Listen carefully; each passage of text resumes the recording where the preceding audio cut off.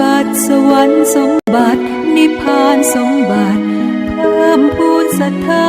ปัญญาขจัดความตระหนี่ห่างไกลชีวาสร้างเหตุความร่ำรวยด้วยกฐินทานล้ำค่าสร้างเหตุปัจจัยด้วยศรัทธาด้วยปัญญารู้เห็นทำตามจริงขอเชิญสาธุชนสร้างบุญกุศลยิ่งใหญ่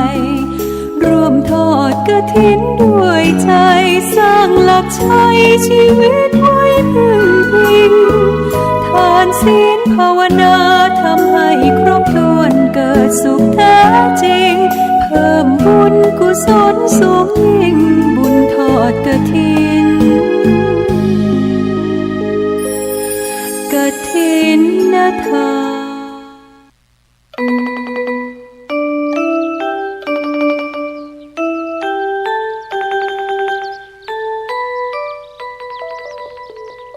น35เทวธรรมชาดกเทวธรรมสำคัญชะนี้ที่มาและมูลเหตุเทวธรรมชาดกอยู่ในขุทกานิกายชาดกเอกนิบาตอปนปันนกวรรคถูกอ้างถึงและแสดงเนื้อเรื่องไว้แล้วในธรรมบทภาคที่5ทันทวรรคเรื่องพาหุพันธิกะภิกขุวัตถุว่าพระพุทธองค์ทรงปรารภภิกษุผู้มีบริการมากรูปหนึ่งจึงตรัสชาดกนี้ความย่อว่ากุดุมพีชาวเมืองสาวัตถีคนหนึ่งเมื่อภริยาตายแล้วประสงค์จะบวชจึงให้คนทำบริเวณโรงไฟห้องเก็บของเฉพาะตัวและจัดหาสิ่งของที่จำเป็นตลอดถึงเนยใสและข้าวสารเก็บตุนไว้จนเต็มห้องแล้วจึงบวชเมื่อบวชแล้วก็ได้สั่งพวกคนใช้ในบ้านมาทำอาหารตามที่ตนชอบให้ฉันเธออยู่ริมวัดมีบริการมากมีผ้านุ่งผ้าห่มสำหรับกลางวันกลางคืนไม่ซ้ำกันเลยวันหนึ่งเธอขนผ้าจีวรและอาสนะออกมาตากแดดภิกษุจากชนบทหลายรูปมาเห็นเข้าจึงเข้าไปถามเธอว่าผ้าเหล่านี้เป็นของใคร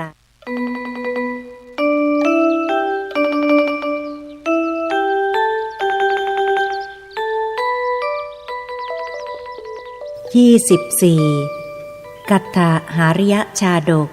เลือดพ่อเข้มข้นกว่าที่มาและมูลเหตุกัตถหาริยชาดกอยู่ในขุทกนิกายชาดกเอกนิบาตอปันนกวรรคถูกอ้างถึงไว้ในธรรมบทภาคที่3ปุพพวรรคเรื่องวิทูทพวัตถุ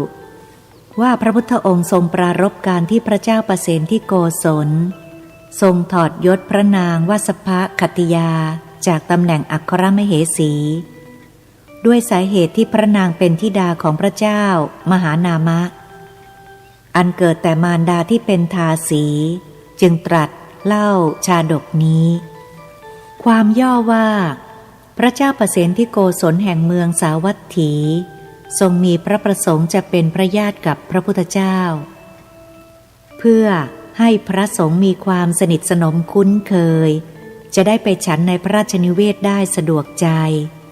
จึงส่งพระราชสารไปถึงพระเจ้ามหานามะสักยราชแห่งเมืองกบิลพัสทูลขอพระราชธิดาองค์หนึ่งเพื่ออภิเษกเป็นพระมเหสีแต่พระเจ้ามหานามะพร้อมเจ้าสักยะทั้งปวงประชุมปรึกษากันแล้วได้ส่งพระนางวสภคติยา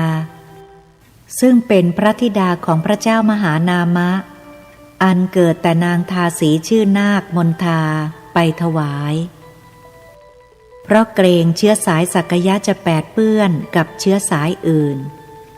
พระเจ้าประเสนที่โกศลจึงทรงสถาปนาให้เป็นพระอัครมเหสีต่อมาพระนางวสภคติยาประสูติพระโอรสพระองค์หนึ่งพระนามว่าวิทูทพะภายหลังพระเจ้าประเสนที่โกศลทรงทราบความจริงว่าพระนางเป็นธิดาของทาสีจึงทรงถอดพระนางและพระโอรสออกจากฐานันดรศักดิ์แต่ยังทรงอนุญาตให้พักอยู่ในพระราชนิเวศได้พระบรมศาสดาทรงทราบเรื่อง จึงเสด็จพร้อมด้วยพระสงฆ์500เข้าไปในพระราชนิเวศพระราชาเสด็จต้อนรับแล้วกราบทูลให้ประทับเหนือพระพุทธอาฏพร้อมทั้งกราบทูลถามถึงสาเหตุที่เสด็จสมเด็จพระศรีสันเพชรจึงตรัสถามว่าพระนางวาสภคัตติยาหายไปไหนพระทรงชัยจึงกราบทูลเล่าเรื่องทั้งหมดให้ทรงทราบพระบรมศาสดาจึงตรัสถามว่าพระนางวาสภคัตติยาเป็นพระธิดาของใครท้าวเธอทูลตอบว่าเป็นพระธิดาของพระเจ้ามหานามสักยราชตรัสถามต่อไปว่านางมาที่นี่เพื่อใครเมื่อท้าวเธอทูลตอบว่ามาเพื่อข้าพระองค์จึงได้ตรัสว่าดูก่อนมหาบพิตรนางเป็นพระธิดาของพระราชามาเพื่อพระราชาเหมือนกันได้ราชโอรสก็อาศัยพระราชาฉะไหนราชโอรสนั้นจึงไม่สมควรเป็นเจ้าของราชสมบัติของพระราชบิดาเล่าธรรมดาโคตรตระกูลของมารดานั้นจะทำอะไรได้โคตรตระกูลของบิดาเท่านั้นเป็นหลักเป็นประมาณครั้งโบราณพระราชาทรงมีพระโอรสกับหญิงเก็บฟืนอยู่ร่วมกันเพียงครู่เดียวยังทรงประทานตำแหน่งอัครมเหสีให้ทั้งพระราชทานราชสมบัติให้แก่พระโอรสนั้นซึ่งต่อมาพระโอรสก็ได้ผ่านราชสมบัติเมืองพาราณสีที่ยิ่งใหญ่ถึง12 โยชน์ต่อจากนั้นได้ตรัสเล่าเรื่องอดีตโดยละเอียด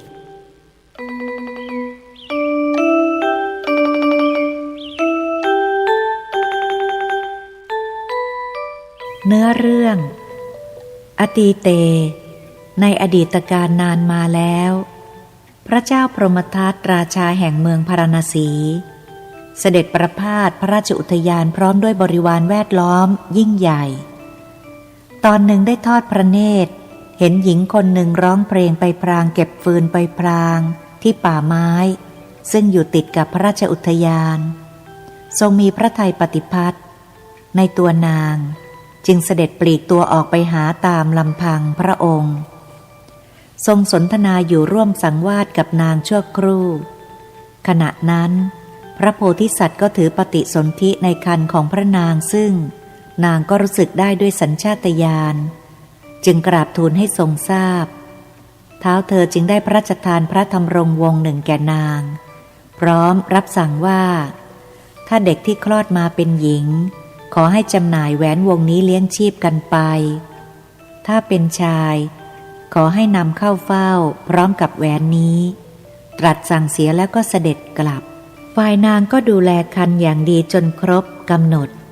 ได้คลอดพระโอรสโพธิสัตว์แล้วเลี้ยงดูอย่างดีจนเจริญวัยขึ้นพระโอรสไปเล่นหัวกับเด็กที่สนามเด็กเล่นประจำแต่เมื่อเล่นกันไปหยอกล้อกันไปพวกเด็กๆก็มักจะหยอกล้อต่อว่าเธอว่าถูกลูกไม่มีพ่อรังแกเอาเธอจึงไปถามมารดาว่าบิดาของตนเป็นใครอยู่ที่ไหนนางไม่อาจปกปิดได้จึงบอกความจริงว่าบิดาของเธอคือพระเจ้าพาราณสีพร้อมทั้งเล่าเรื่องเบื้องหลังให้ลูกฟังแต่ต้นเมื่อดูอัธยาศัยของบุตรชายว่าต้องการเห็นพระบิดาจึงพาไปจนถึงประตูวังแจ้งให้เจ้าหน้าที่ไปกราบทูลให้ทรงทราบครั้นได้รับพระบรมราชานุญาตแล้วจึงจูงบุตรเข้าไปเฝ้ายังท้องพระโลงถวายบังคมแล้วกราบทูลให้ทรงทราบว่าเด็กน้อยที่ติดตามมาด้วยนี้คือพระโอรสของพระองค์พระเจ้าพาราณสีแม้ทรงจำนางได้แต่ทรงละอายข้าราชบริพารที่เฝ้าแหนกันอยู่จึงตรัสปฏิเสธว่ามิใช่พระโอรสของพระองค์แม้นางจะนำพระธรรมรงค์ออกมาแสดงแหวนวงนี้ไม่ใช่ของพระองค์นางจึงกราบทูลขึ้นว่าเวลานี้นอกจากความสัตย์จริงแล้วหม่อมฉันไม่มีพยานอื่นมายืนยันได้จึงขออาศัยความสัตย์จริงเป็นพยานถ้าเด็กคนนี้เกิดจากพระเจ้าแผ่นดินเด็กคนนี้จะลอยอยู่บนอากาศถ้ามิใช่ไซร้ก็ขอให้ตกลงมาตายเสียพูดจบนางก็ตั้งจิตอธิษฐานโยนลูกน้อยขึ้นไปบนอากาศ กุมารน้อยพระโพธิสัตว์ก็นั่งขัดสมาธิอยู่กลางหาวกล่าวข้อธรรมแก่พระราชบิดาว่าปุตโตตยาหังมหาราชตวังมังโปสะชนาธิปะอัญเยปิเทโวโปเสติกิจจะเทโวสกังปชังขอเดชะพระมหาราชเจ้าข้าพระบาทเป็นโอรสของพระองค์ข้าแต่พระจอมชนขอได้โปรดทรงชุบเลี้ยงข้าพระบาทไว้ด้วยเถิดแม้คนอื่นๆพระองค์ยังทรงชุบเลี้ยงได้เหตุไฉนจะไม่ทรงชุบเลี้ยงพระโอรสของพระองค์เล่าพระเจ้าพระนศีทรงสดับถ้อยคำของพระโพธิสัตว์ตรัสอ้อนวอนอยู่กลางอากาศเช่นนั้นทรงเหยียดพระกรทั้งคู่ออกไปพร้อมแบพระหัตถ์ตรัสพระวาจาซึ่งหมายว่าทรงรับรองความเป็นโอรสของพระโพธิสัตว์ว่าลงมาเถิดพ่อจะรับเลี้ยงเองพ่อจะรับเลี้ยงเองมิใช่เพียงแค่สองพระกรเท่านั้นมือพันมือของผู้คนทั้งหมดที่นั้นต่างยื่นออกมาเพื่อรับพระโพธิสัตว์สลอนไปหมดแต่พระองค์ไม่ได้เสด็จลงมือของคนอื่นหากเสด็จลงในพระหัตถ์ของพระชนกแล้วประทับบนพระเพลาของพระราชบิดาอย่างมีความสุขต่อมาพระเจ้าพรหมทัตราชาแห่งพาราณสีก็พระราชทานตำแหน่งมหาอุปราชแก่พระราชกุมารและทรงสถาปนาพระมารดาเป็นอัครมเหสีครั้นเท้าเธอเสด็จสวรรคตแล้วพระโพธิสัตว์ก็ได้เสด็จขึ้นครองราชย์ดำรงพระสันตติวงศ์เมืองพาราณสีสืบมาเฉลิมพระนามาธิปไตยว่าพระเจ้ากัตถวาหนะพระบรมศาสดาครั้นตรัสเล่าเรื่องนี้จบแล้วทรงสรุปว่าพระมารดาในครั้งนั้นได้มาเป็นพระนางมหามายาส่วนพระเจ้ากัตถวาหนะคือพระองค์เองดังนี้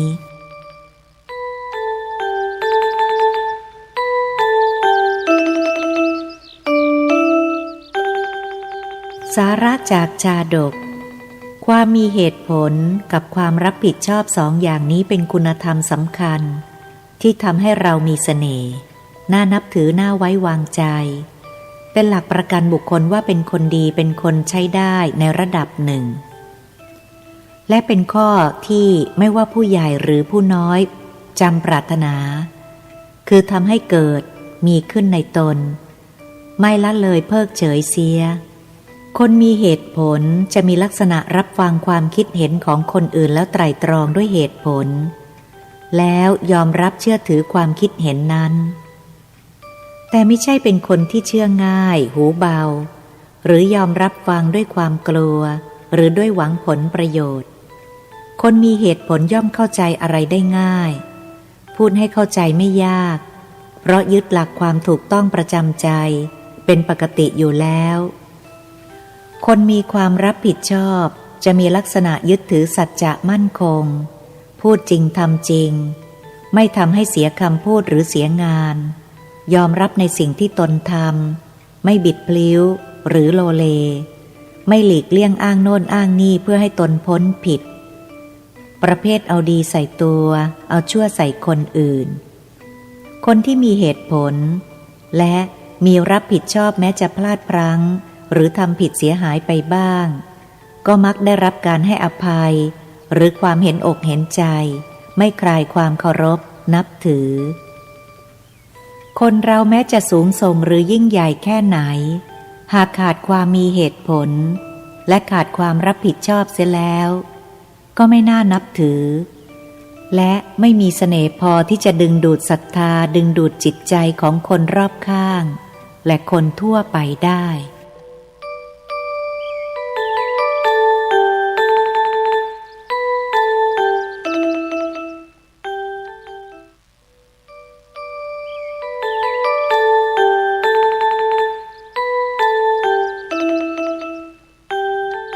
25. อิลสีสชาดกเศรษฐีขี้เหนียวที่มาและมูลเหตุอิลสีสชาดกอยู่ในขุตกนิกายชาดกเอกนิบาตวรณวรรค ถูกอ้างถึงไว้ในธรรมบทภาคที่3 ปุพพวรรคเรื่องมัชฌริยโกริยวัตถุว่าพระพุทธองค์ทรงปรารภการที่พระมหาโมคคัลลานะเหาะไปปราบมัชฌริยโกริยเศรษฐีผู้เป็นเศรษฐีขี้เหนียวให้หายพยศให้รู้ถึงความสัมพันธ์ของกรรมและผลของกรรมจนเกิดศรัทธาในพระพุทธศาสนาจึงตรัสชาดกนี้ความย่อว่ามีนิคมแห่งหนึ่งชื่อว่าสักกระอยู่ไม่ไกลจากเมืองราชคฤห์นักที่นิคมนั้นมีเศรษฐีคนหนึ่งชื่อโกสิยะแกมีทรัพย์สินถึง80 โกฏแต่เป็นคนตระหนี่ขี้เหนียวขนาดหนักไม่ยอมเจือจานอะไรแก่ใครแม้แต่หยดน้ำมันด้วยปลายยอดหญ้าตัวเองก็ไม่ยอมกินไม่ยอมใช้ลูกเมียก็ไม่ยอมให้แตะต้องเป็นอยู่เหมือนคนอนาถาสมบัติของแกจึงมิได้ถูกใช้ให้เป็นประโยชน์เหมือนสระน้ำที่ถูกรากสดยึดครองอยู่ฉะนั้นวันหนึ่งเศรษฐีนั้นไปเข้าเฝ้าพระราชาตามปกติตอนขากลับได้เห็นชายคนหนึ่งกินขนมเบื้องอย่างอร่อยด้วยความหิวจึงอยากจะกินบ้างครั้นกลับถึงบ้านก็คิดว่าถ้าเราบอกว่าอยากกินขนมเบื้องคนอื่นๆก็ต้องอยากกินกะเราเมื่อเป็นดังนี้ก็จะสิ้นเปลืองมากทั้งข้าวสารเนยใสน้ำอ้อยของเราคิดแล้วก็สู้อดเอาไม่ยอมบอกใครแต่อาการแห่งความอยากรุนแรงขึ้นทุกวันจนกระทั่งผอมลงเหลือแต่เส้นเอ็นถึงกระนั้นก็ยังไม่บอกใครซุกตัวนอนอยู่แต่บนเตียงในห้องนอนฝ่ายภรรยาเฝ้าไต่ถามถึงสาเหตุเศรษฐีก็ไม่ยอมบอกความจริงเพราะกลัวเสียทรัพย์ถูกรบเร้าหนักเข้าจึงได้อ้อมแอมบอกว่าอยากกินขนมเบื้องภรรยาตกใจร้องรั่นว่าทำไมไม่บอกแต่ทีแรกจะได้ทำให้กินท่านเป็นคนจนหรือไรวันนี้จะทำให้กินกันทั้งนิคมเลยคำพูดนั้นเหมือนกับสายฟ้าฟาดที่กลางใจเศรษฐีร้องลั่นห้ามว่าไปคิดถึงคนพวกนั้นทำไมภรรยาก็ต่อรองว่าถ้าอย่างนั้นก็ทำกินกันเฉพาะในละแวกนี้ก็แล้วกันเศรษฐีก็ห้ามอีกภรรยาจึงต่อรองลงมาเรื่อยๆจะทำให้กินกันในวงตระกูลทำกินกันเฉพาะคนในบ้านเฉพาะคนในครอบครัวพ่อแม่ลูกเฉพาะ2 คนผัวเมียเศรษฐีก็ร้องห้ามว่าเธอกินไปทำไมภรรยาจึงตอบว่า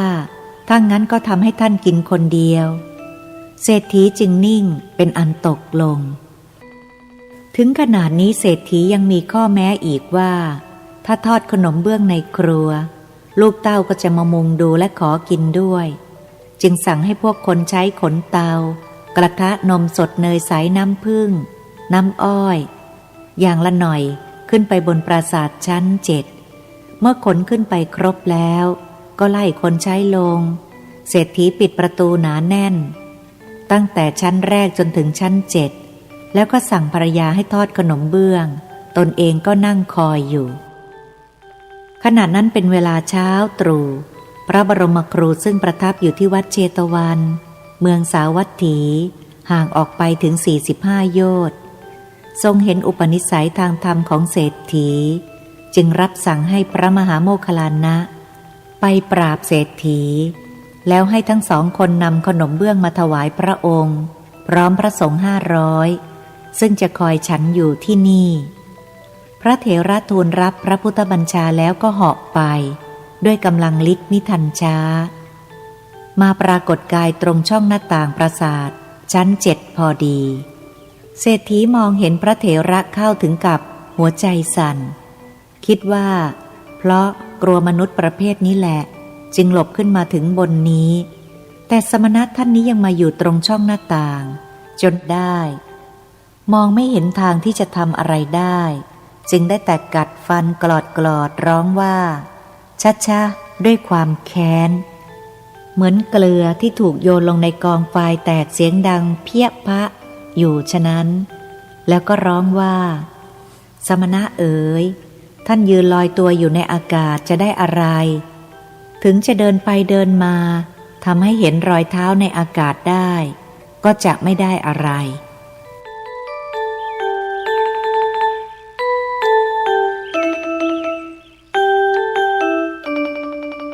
พระเถระจึงเดินจงกรมกลับไปกลับมาบนอากาศให้ดูเศรษฐีก็บอกว่าถึงจะนั่งคูบัลลังก์ถึงจะมายืนบนธรณีหน้าต่างก็จักไม่ได้เหมือนกันพระเถระก็ทำตามที่เศรษฐีบอกทุกอย่างจนกระทั่งเศรษฐีบอกว่าถึงจะบังหวนควันก็จะไม่ได้พระเถระจึงบังหวนควันขึ้นทำให้ห้องทั้งห้องคลุ้งไปด้วยควันไฟจนแสบตาเหมือนเอาเข็มมาแทงตาเมื่อเป็นดังนี้เศรษฐีไม่กล้าท้าให้พระเถระทำให้ไฟลุกเพราะกลัวไฟไหม้บ้านได้แต่คิดว่าสมณะท่านนี้ถ้าไม่ได้คงไม่ไปแน่หากให้ขนมเบื้องสักชิ้นหนึ่งคงไปแน่คิดแล้วก็สั่งให้ภรรยาตักแป้งหน่อยนึงใส่ลงไปในกระทะแต่ปรากฏว่ากลายเป็นขนมเบื้องแผ่นโตขึ้นมาเศรษฐีเห็นเข้าถึงกับร้องว่าภรรยาคงใส่แป้งมากไปจึงฉวยทัพพีจากมือภรรยาแล้วใช้มุมทัพพีตักแป้งใส่ลงไปในกระทะปรากฏว่าได้ขนมชิ้นโตกว่าเก่าเมื่อทอดใหม่ด้วยแป้งที่น้อยกว่าเก่าแต่ก็ได้ขนมเบื้องชิ้นโตขึ้นเรื่อยๆเศรษฐีอ่อนใจจึงสั่งให้ภรรยานำขนมเบื้องชิ้นหนึ่งในกระจาดไปส่งให้พระเถระเมื่อนางหยิบขนมเบื้องชิ้นหนึ่งขึ้นมาปรากฏว่าขนมเบื้องทั้งหมดที่ทอดไว้ก็ติดเป็นแผ่นเดียวถึงจะพยายามแกะแยกออกก็ไม่อาจจะหลุดเป็นแผ่นๆได้เศรษฐีจึงลองแกะดูบ้างก็ไม่สำเร็จทั้งสองจับคนละข้างดึงไปดึงมาก็ไม่ออกเล่นชักเขย่อขนมเบื้องจนเหงื่อไหลโสมร่างทั้งสองคนพอถึงขั้นนี้ความอยากก็หายไปเป็นปลิดทิ้งเศรษฐีจึงบอกให้ภรรยายกไปถวายทั้งกระจาดเลยพระเถระครั้นทำให้เศรษฐีหมดพยศได้แล้วก็แสดงธรรมโปรดโดยแสดงถึงคุณของพระรัตนตรัยชี้แจงให้เห็นกระจ่างว่าการให้ทานมีผลจริงการบูชามีผลจริงเช่นนี้เหมือนอย่างที่ให้เห็นพระจันทร์ในวันเพ็ญเศรษฐีเกิดมีจิตศรัทธาเลื่อมใสจึงนิมนต์ให้พระเถระมานั่งบนที่นั่งของตนฉันขนมเบื้องแต่พระเถระบอกว่าตอนนี้พระพุทธองค์พร้อมทั้งพระสงฆ์500กำลังรอจะฉันขนมอยู่ที่วัดเชตวันขอให้เศรษฐีกับภรรยานำขนมไปถวายเศรษฐีจึงถามว่าเมืองสาวัตถีไกลจากที่นี่ถึง45 โยชน์จะไปได้อย่างไรพระเถระจึงตอบว่าเมื่อท่านมีศรัทธาจะถวายการไปก็ขอให้เป็นภาระของท่านเองดังนี้แล้วก็ใช้กำลังฤทธิ์เนรมิตบันไดขึ้นโดยหัวบันไดอยู่ที่บ้านเศรษฐีเชิงบันไดอยู่ที่ประตูวัดเชตวันจากนั้นก็พาสองผัวเมียถือกระจาดขนมเบื้องเดินไปตามบันไดชั่วประเดี๋ยวเดียวก็ถึงประตูวัดเชตวันซึ่งเร็วกว่าเดินลงจากปราสาทชั้น7เสียอีกเศรษฐีและภรรยาได้เข้าเฝ้าพระบรมศาสดานำขนมใส่บาตรพระพุทธองค์พร้อมทั้งภิกษุสงฆ์ทั้งหมดแม้กระนั้นขนมก็ยังไม่หมดสิ้นเป็นที่อัศจรรย์เมื่อพระสงฆ์ทำภัตกิจเสร็จแล้วเศรษฐีกับภรรยาก็ได้รับประทานขนมเบื้องตามต้องการแม้จะนำไปแจกจ่ายคนงานในวัดและพวกขอทานขนมก็ยังไม่หมดเศรษฐีจึงกราบทูลให้พระพุทธองค์ทรงทราบพระพุทธองค์ทรงแนะนำให้เศรษฐีนำขนมไปทิ้งที่เงื้อมข้างประตูวัดเศรษฐีก็ปฏิบัติตามพระพุทธประสงค์ที่ตรงนั้นจึงได้นามสืบมาว่าเงื้อมขนมเบื้องมาตราบเท่าทุกวันนี้เมื่อเศรษฐีได้ทิ้งขนมหมดแล้วก็เข้าเฝ้าพระบรมศาสดาได้สดับพระธรรมเทศนาแล้วได้บรรลุโสดาปัตติผลเป็นพระโสดาบันบุคคลในพระพุทธศาสนากราบถวายบังคมลาแล้วขึ้นบันไดกลับไปยังปราสาทของตนตามเดิมซึ่งก็ใช้เวลาเท่ากับขามานับแต่นั้น ก็ได้หว่านกองทรัพย์80 โกฏทำบุญในพระพุทธศาสนา ในตอนเย็นวันรุ่งขึ้นพวกภิกษุนั่งสนทนากันที่โรงธรรมสภาปรารภถึงพระมหาโมคคัลลานะว่าช่างมีอานุภาพมากเสียจริงท่านไม่ได้เบียดเบียนศรัทธาไม่ได้แตะต้องโภคทรัพย์ปราบเศรษฐีผู้ตระหนี่ครู่เดียวเท่านั้นก็ทำให้หายพยศหมดฤทธิ์ตระหนี่ได้ทั้งให้ถือขนมมาเข้าเฝ้าพระพุทธองค์จนได้ดำรงอยู่ในโสดาปัตติผลแล้วพระบรมศาสดาเสด็จมายังโรงธรรมสภาตรัสถามเรื่องที่สนทนาครั้นทรงทราบว่าเป็นเรื่องอะไรจึงได้ตรัสว่าดูก่อนภิกษุทั้งหลายธรรมดาภิกษุผู้จะฝึกผู้คนในตระกูลไม่ต้องเบียดเบียนตระกูลให้ลำบากพึงเป็นเหมือนพมรที่เคล้าเอาแต่เฉพาะเกสรดอกไม้มิได้ทำอันตรายแก่ดอกไม้แล้วก็บินไปฉะนั้นเมื่อจะทรงประกาศคุณของพระเถระให้ยิ่งขึ้นไปจึงตรัสว่ามิใช่เฉพาะแต่ในบัดนี้เท่านั้นที่มัจฉริยโกริยะเศรษฐีถูกพระโมคคัลลานะปราบแม้ในครั้งก่อนก็เคยได้ปราบเขาให้รู้ความสัมพันธ์แห่งกรรมและผลของกรรมมาแล้วเหมือนกันดังนี้แล้วจึงได้ตรัสเล่าเรื่องนี้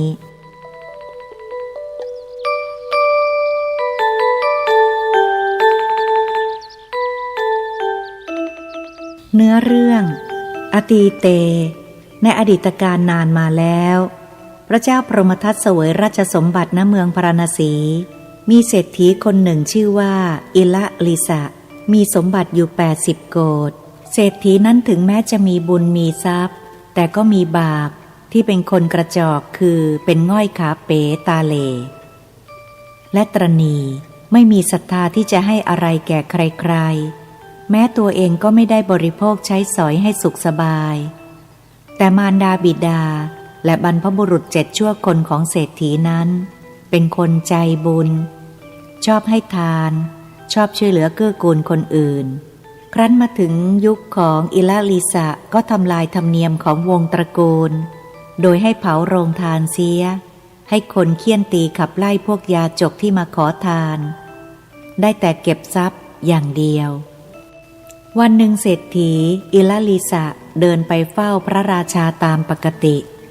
ขากลับเห็นชายบ้านนอกคนหนึ่งซึ่งเหน็ดเหนื่อยมาจากการเดินทางนำสุราที่นำติดตัวมาด้วยออกมารินใส่จอกแล้วดื่มพร้อมกับแกล้มคือแกงอ่อมกับปลาล้าเศรษฐีเห็นเข้าก็เกิดการอยากดื่มสุราขึ้นมาแต่ไม่กล้าบอกใครเพราะกลัวจะเสียเงินกลับบ้านแล้วก็ไม่ยอมบอกภรรยาได้แต่ทนความอยากไว้จนตัวเหลืองเอาแต่ซุกตัวนอนอยู่ในห้อง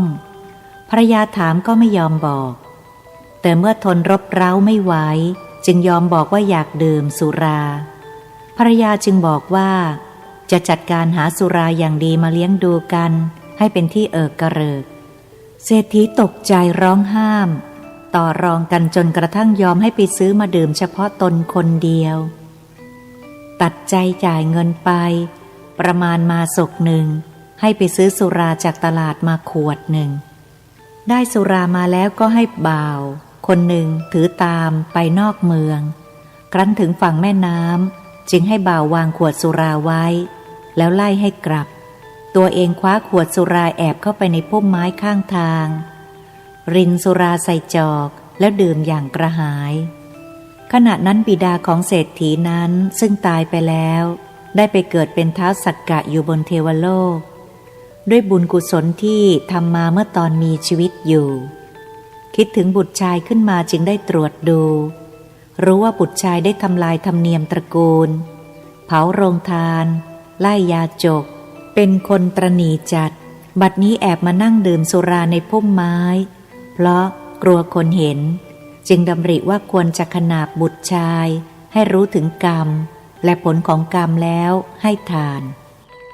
จะได้สมควรมาเกิดบนเทวโลกเช่นเดียวกับตนดำริแล้วเท้าเธอก็เนรมิตร่างให้เหมือนกับอิละลิสะบุตรชายคือเป็นคนกระจอกขาเป๋และตาเหล่และเสด็จเข้าไปยังพระราชนิเวศ ทรงหยุดอยู่ที่ประตูพระราชนิเวศแล้วให้กราบทูลว่าอิลลิสะเศรษฐีขอเข้าเฝ้าเมื่อได้รับพระราชทานโอกาสแล้วจึงเสด็จเข้าไปเฝ้าพระเจ้าพระราณสีจึงตรัสถามด้วยความสงสัยว่าเศรษฐีมาทำไมผิดเวลาเช่นนี้ท้าวสักกะแปลงก็ตรัสทูลว่าที่มานี้ก็เพื่อจะถวายทรัพย์สมบัติทั้งหมดจำนวน80โกฏแด่พระองค์ท้าวเธอตรัสปฏิเสธด้วยอ้างว่าทรัพย์สมบัติในท้องพระคลังมีมากกว่านั้นนักไม่ทรงต้องการที่จะได้ท้าวสักกะแปลงจึงตรัสทูลพระบรมราชานุญาตนำทรัพย์สินทั้งหมดออกมาจ่ายแจกให้ผู้คนทั่วไปซึ่งพระราชาก็ตรัสอนุญาตท้าวเธอจึงเสด็จกลับไปที่บ้านผู้คนทั้งปวงเห็นแล้วก็มิได้มีเลยสักคนที่จะผิดสังเกตว่าผู้นี้เป็นอิลลิสะเศรษฐีปลอมท้าวเธอตรัสเรียกผู้คนเฝ้าประตูมาแล้วรับสั่งว่าถ้ามีคนรูปร่างคล้ายตนมาขอเข้าบ้านด้วยอ้างว่าเป็นบ้านของตนก็จงเกี้ยนหลังผู้นั้นแล้วไล่ออกไปครั้นสั่งเสียพวกคนเฝ้าประตูแล้วก็เสด็จไปยังห้องปราสาทให้คนไปตามภรรยาอิลลิสะเศรษฐีตัวจริงมาหาแสดงกริยาอาการเหมือนเศรษฐีไม่มีผิดตรัสว่าเรามาให้ทานกันเถอะนะเธอเหมือนฝันไปภรรยาของอิลลิสะคิดว่าตลอดกาลนานมานี้ท่านเศรษฐีไม่เคยคิดจะให้ทานวันนี้คงดื่มสุรามากไปจึงเพี้ยนไปได้ถึงขนาดนี้แต่ก็เห็นชอบด้วยจึงตอบไปว่าให้ท่านเศรษฐีให้ทานตามอัธยาศัยท้าวสักกะแปลงจึงสั่งให้คนเที่ยวตีกลองเป่าประกาศให้ผู้คนที่ต้องการเงินทองไปรับที่บ้านของอิลลิสะเศรษฐีผู้คนได้ทราบข่าวดังนั้นก็ถือถุงถือกระสอบฉวยกระบุงตะกร้าที่พอจะคว้าได้ตรงมายังบ้านเศรษฐีกันท้าวเธอสั่งให้เปิดห้องที่เต็มไปด้วยรัตนชาติ7ประการแล้วประกาศว่าใครต้องการเท่าใดก็ให้ขนไปตามปรารถนาไม่ช้าสมบัติทั้งหมดก็ถูกขนออกไปไม่มีเหลือ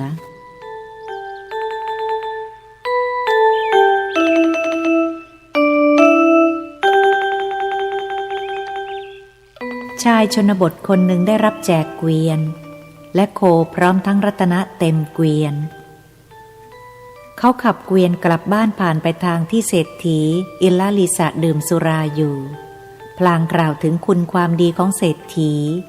ว่าขอให้อิลลิสะผู้ใจบุญมีอายุยืนเป็น100 ปีเถิดเพราะท่านได้ให้สมบัติมากมายที่พ่อแม่ไม่อาจให้ได้เศรษฐีได้ฟังดังนั้นคิดว่าใครหนอมาเอ่ยอ้างชื่อเราโผล่หน้าออกมาดูก็จำเกวียนและโคคู่ของตนได้จึงถลันออกไปต่อว่าพรางวิ่งไปจับเชือกที่สนตะพายโคชายผู้นั้นก็ลงจากเกวียนแล้วร้องว่าโคคู่นี้เกวียนและโคคู่นี้ท่านอิลลิสะเศรษฐีให้มาแล้วใช้สันมือสับที่ต้นคอเหมือนฟ้าฟาดเมื่อเศรษฐีฮึดสู้และยึดรถไว้อีกจึงจิกผมมาท้องด้วยศอกจับเวียงออกไปแล้วก็ขับเกวียนจากไปโดนเข้าอย่างนี้เศรษฐีถึงกับหายเมาเป็นปลิดทิ้งรีบกลับบ้านเห็นคนขนสมบัติออกมาก็เข้าไปต่อว่าจึงถูกประชาทัณฑ์อีกหลายยกโซเซเข้าบ้านก็ถูกคนที่เฝ้าประตูเฆี่ยนด้วยหวายตามคำสั่งด้วยคิดว่าอิลลิสะตัวปลอมเศรษฐีจึงคิดว่าถึงขั้นนี้แล้วคงพึ่งใครไม่ได้นอกจากพระราชาจึงพยุงกายไปจนถึงพระราชนิเวศได้เข้าเฝ้าและทูลถามว่าพระองค์ส่งคนไปปล้นทรัพย์ของตนหรืออย่างไรพระราชาก็ตรัสว่าก็เศรษฐีมาขอร้องพระองค์ให้รับสมบัติไว้เมื่อพระองค์ไม่รับ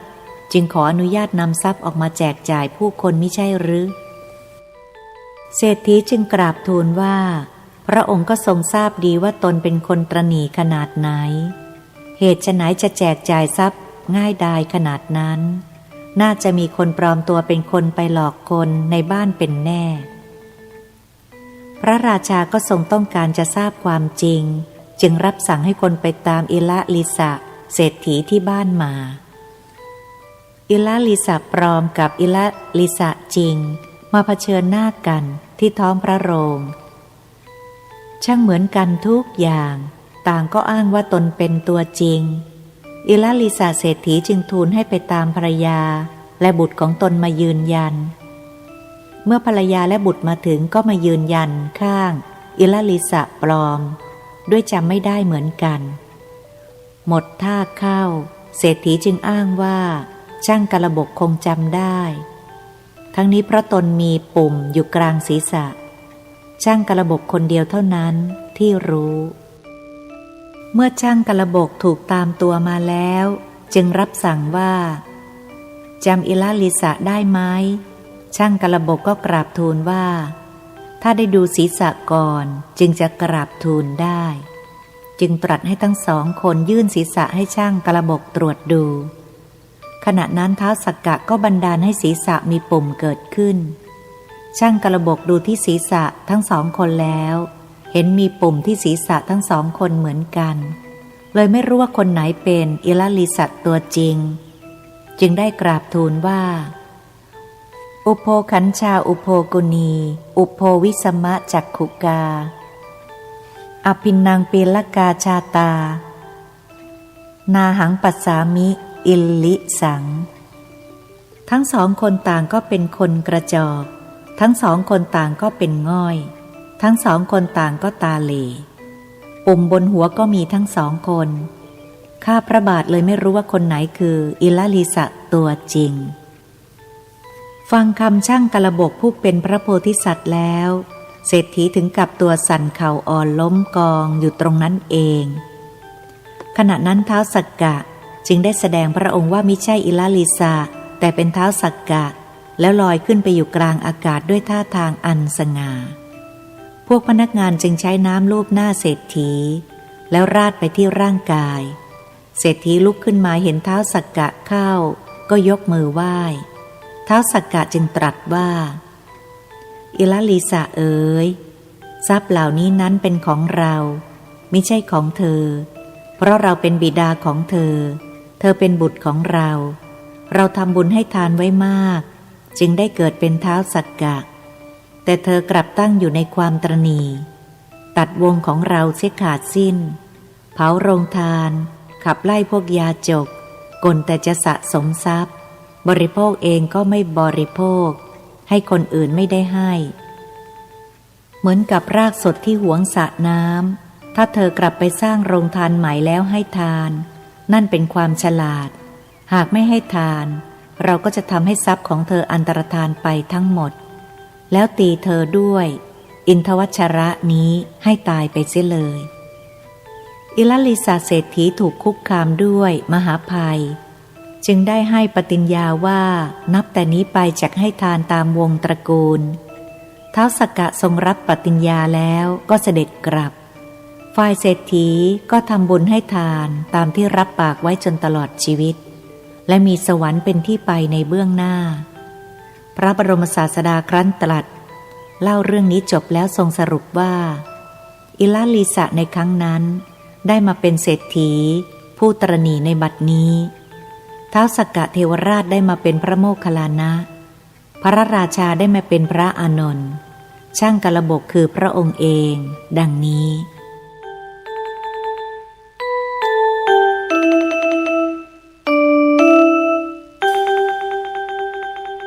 สาระจากชาดกความตระหนี่เป็นมลทินชีวิตอย่างหนึ่งที่ทำให้คนเรายึดติดห่วงหาอาทรทรัพย์สมบัติโดยเฉพาะมักจะมีแก่คนร่ำรวยจากการได้มรดกไม่เคยลำบากมาก่อนหรือคนที่ละเอียดละออในการใช้จ่ายทรัพย์ที่หามาได้ด้วยความยากลำบากแต่มีข้อสังเกตว่าการที่คนมั่งมีและคนตระหนี่นั้นส่วนหนึ่งก็เพราะยังไม่รู้หรือยังไม่เคยให้อะไรแก่ใครจึงทำให้ไม่ได้สัมผัสผลแห่งการให้หากผู้นั้นได้ผู้นำที่ดีหรือได้มีโอกาสทำบุญให้ทานบ้างก็จะเริ่มรู้ และเข้าใจว่าการให้นั้นทำให้เกิดความรู้สึกลึกซึ้งอย่างไรเมื่อจี้ถูกจุดคนละลายมนทินคือความตระหนี่ของเขาออกไปได้เมื่อใดเมื่อนั้นเขาจะหว่านทรัพย์ในการให้ในการสงเคราะห์เอื้อเฟื้อโดยไม่อิ่มเลยและทำให้สม่ำเสมอทำได้มากกว่าคนอื่นด้วยคนใจบุญส่วนใหญ่ไม่ว่าจะยุคของพระพุทธองค์หรือในยุคปัจจุบันมักจะเป็นคนตระหนี่มาก่อนแทบทั้งสิ้นดังนั้นจึงไม่ควรดูหมิ่นดูแคลนคนตระหนี่ว่าไม่มีทางไปสวรรค์ได้หรือปล่อยให้เขาตระหนี่ไปเรื่อยๆโดยไม่ชักชวนแนะนำอะไรแก่เขาเลยการชักชวนคนมั่งมีให้ทำบุญให้ทานนั้นเป็นเรื่องที่ไม่ควรมองข้ามหรือปล่อยเลยตามเลยเป็นเรื่องที่พึงทำอย่างยิ่งเมื่อเขาได้พบผู้แนะนำที่ดีคือปฏิฆาหกที่ประเสริฐเข้าก็อาจจะกลายเป็นเศรษฐีใจบุญขึ้นมาอย่างที่เป็นกันมาแล้วในอดีตก็ได้ตัวอย่างมีให้เห็นอยู่มากมาย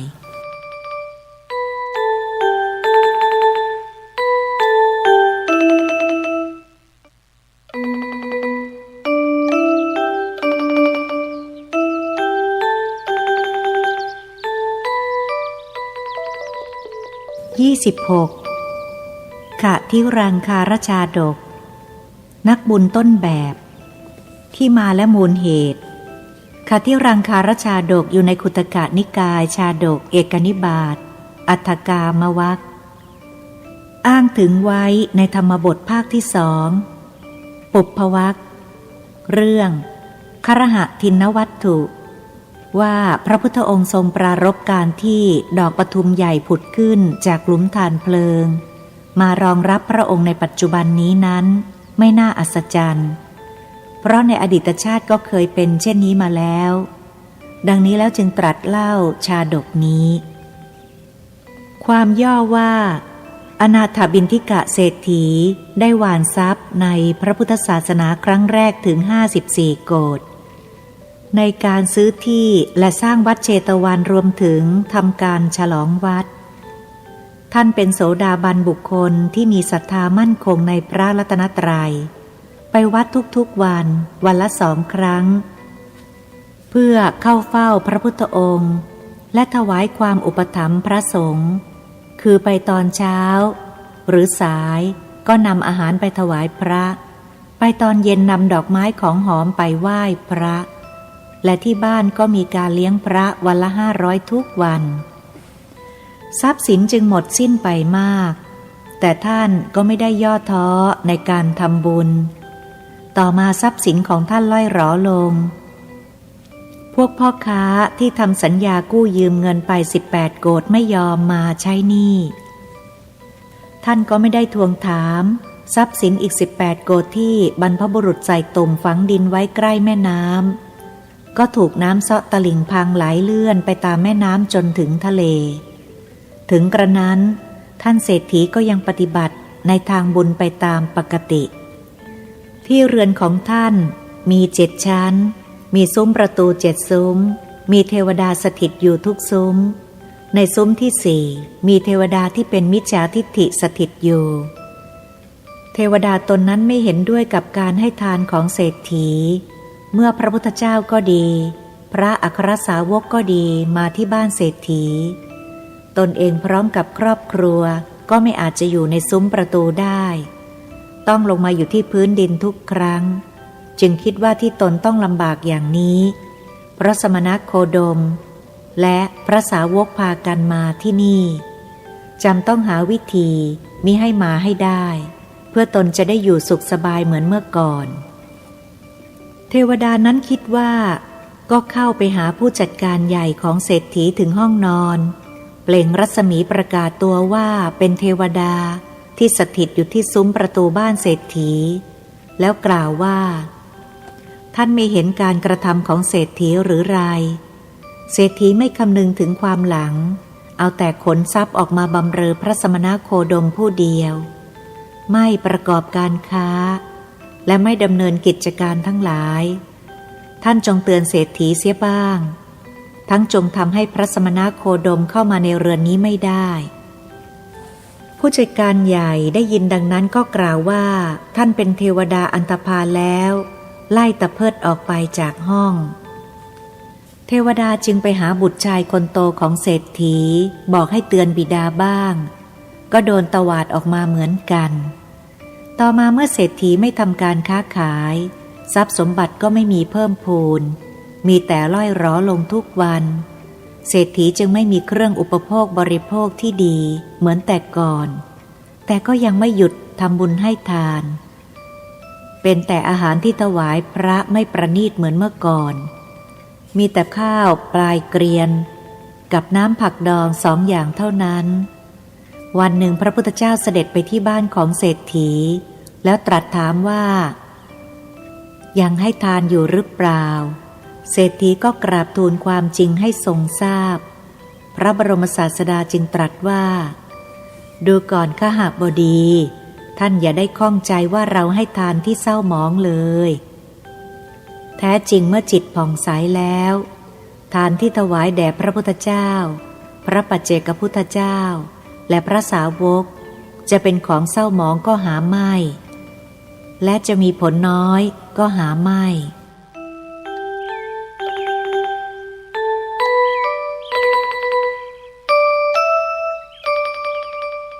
เศรษฐีได้ฟังเทศนาเช่นนั้นก็ปลื้มปิติสมนัส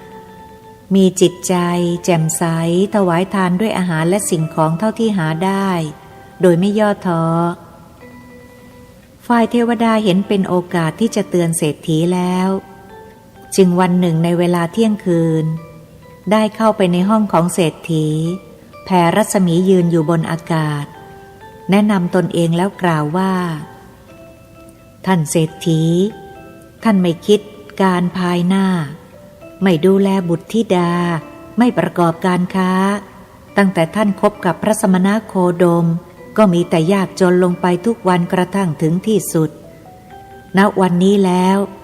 ต่อไปนี้ท่านอย่าให้พระสมณโคดมและพระสาวกเข้ามาในบ้านนี้อีกและตัวท่านเองก็ไม่ควรที่จะไปสำนักของพระสมณโคดมด้วย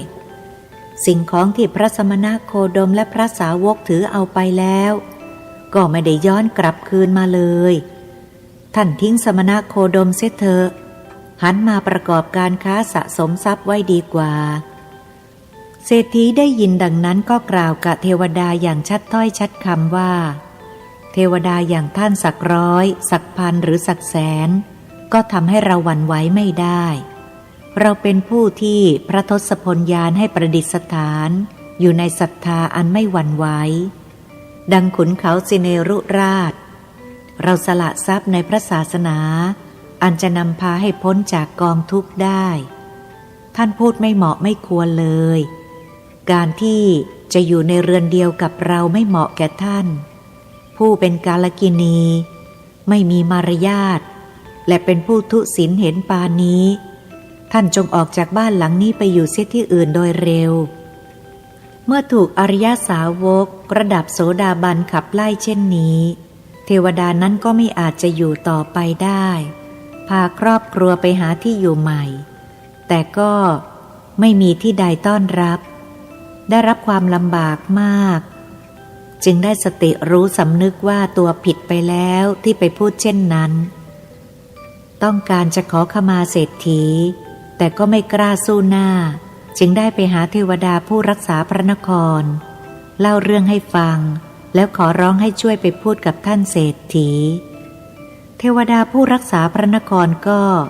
ตอบแนะนำให้ไปหาท้าวจตุมหาราชเทวดานั้นก็ไปขอร้องท้าวจตุมหาราชถึงท้าวจตุมหาราชก็ส่งต่อไปยังท้าวสักกะเทวราชท้าวสักกะจึงแนะนำให้เทวดานั้นใช้วาทานุภาพไปขู่พวกที่กู้หนี้ท่านเศรษฐีให้นำทรัพย์18 โกฏมาคืนและให้ไปนำทรัพย์ที่กลิ้งตกลงไปในทะเลทั้งหมดกลับคืนคลังของเศรษฐีให้เต็มเหมือนเดิมเทวดานั้นก็ปฏิบัติตามเมื่อทุกอย่างเรียบร้อยแล้วจึงได้เข้าไปหาเศรษฐีถึงห้องนอนตอนเที่ยงคืนแล้วกล่าวคำขอโทษพร้อมเล่ารายละเอียดถึงสิ่งที่ตนได้ทำตามสักกะเทวบัญชาท่านเศรษฐีคิดว่าพ ผู้นี้ทำผิดแล้วรู้สึกตัวได้ยอมมารับผิดและขอโทษสมควรจะนำไปเฝ้าพระพุทธองค์เพื่อให้ทรงแนะนำสั่งสอนจึงพาเทวดานั้นไปเฝ้าพระพุทธองค์แล้วทูลเล่าเรื่องที่เกิดทั้งหมดให้ทรงทราบ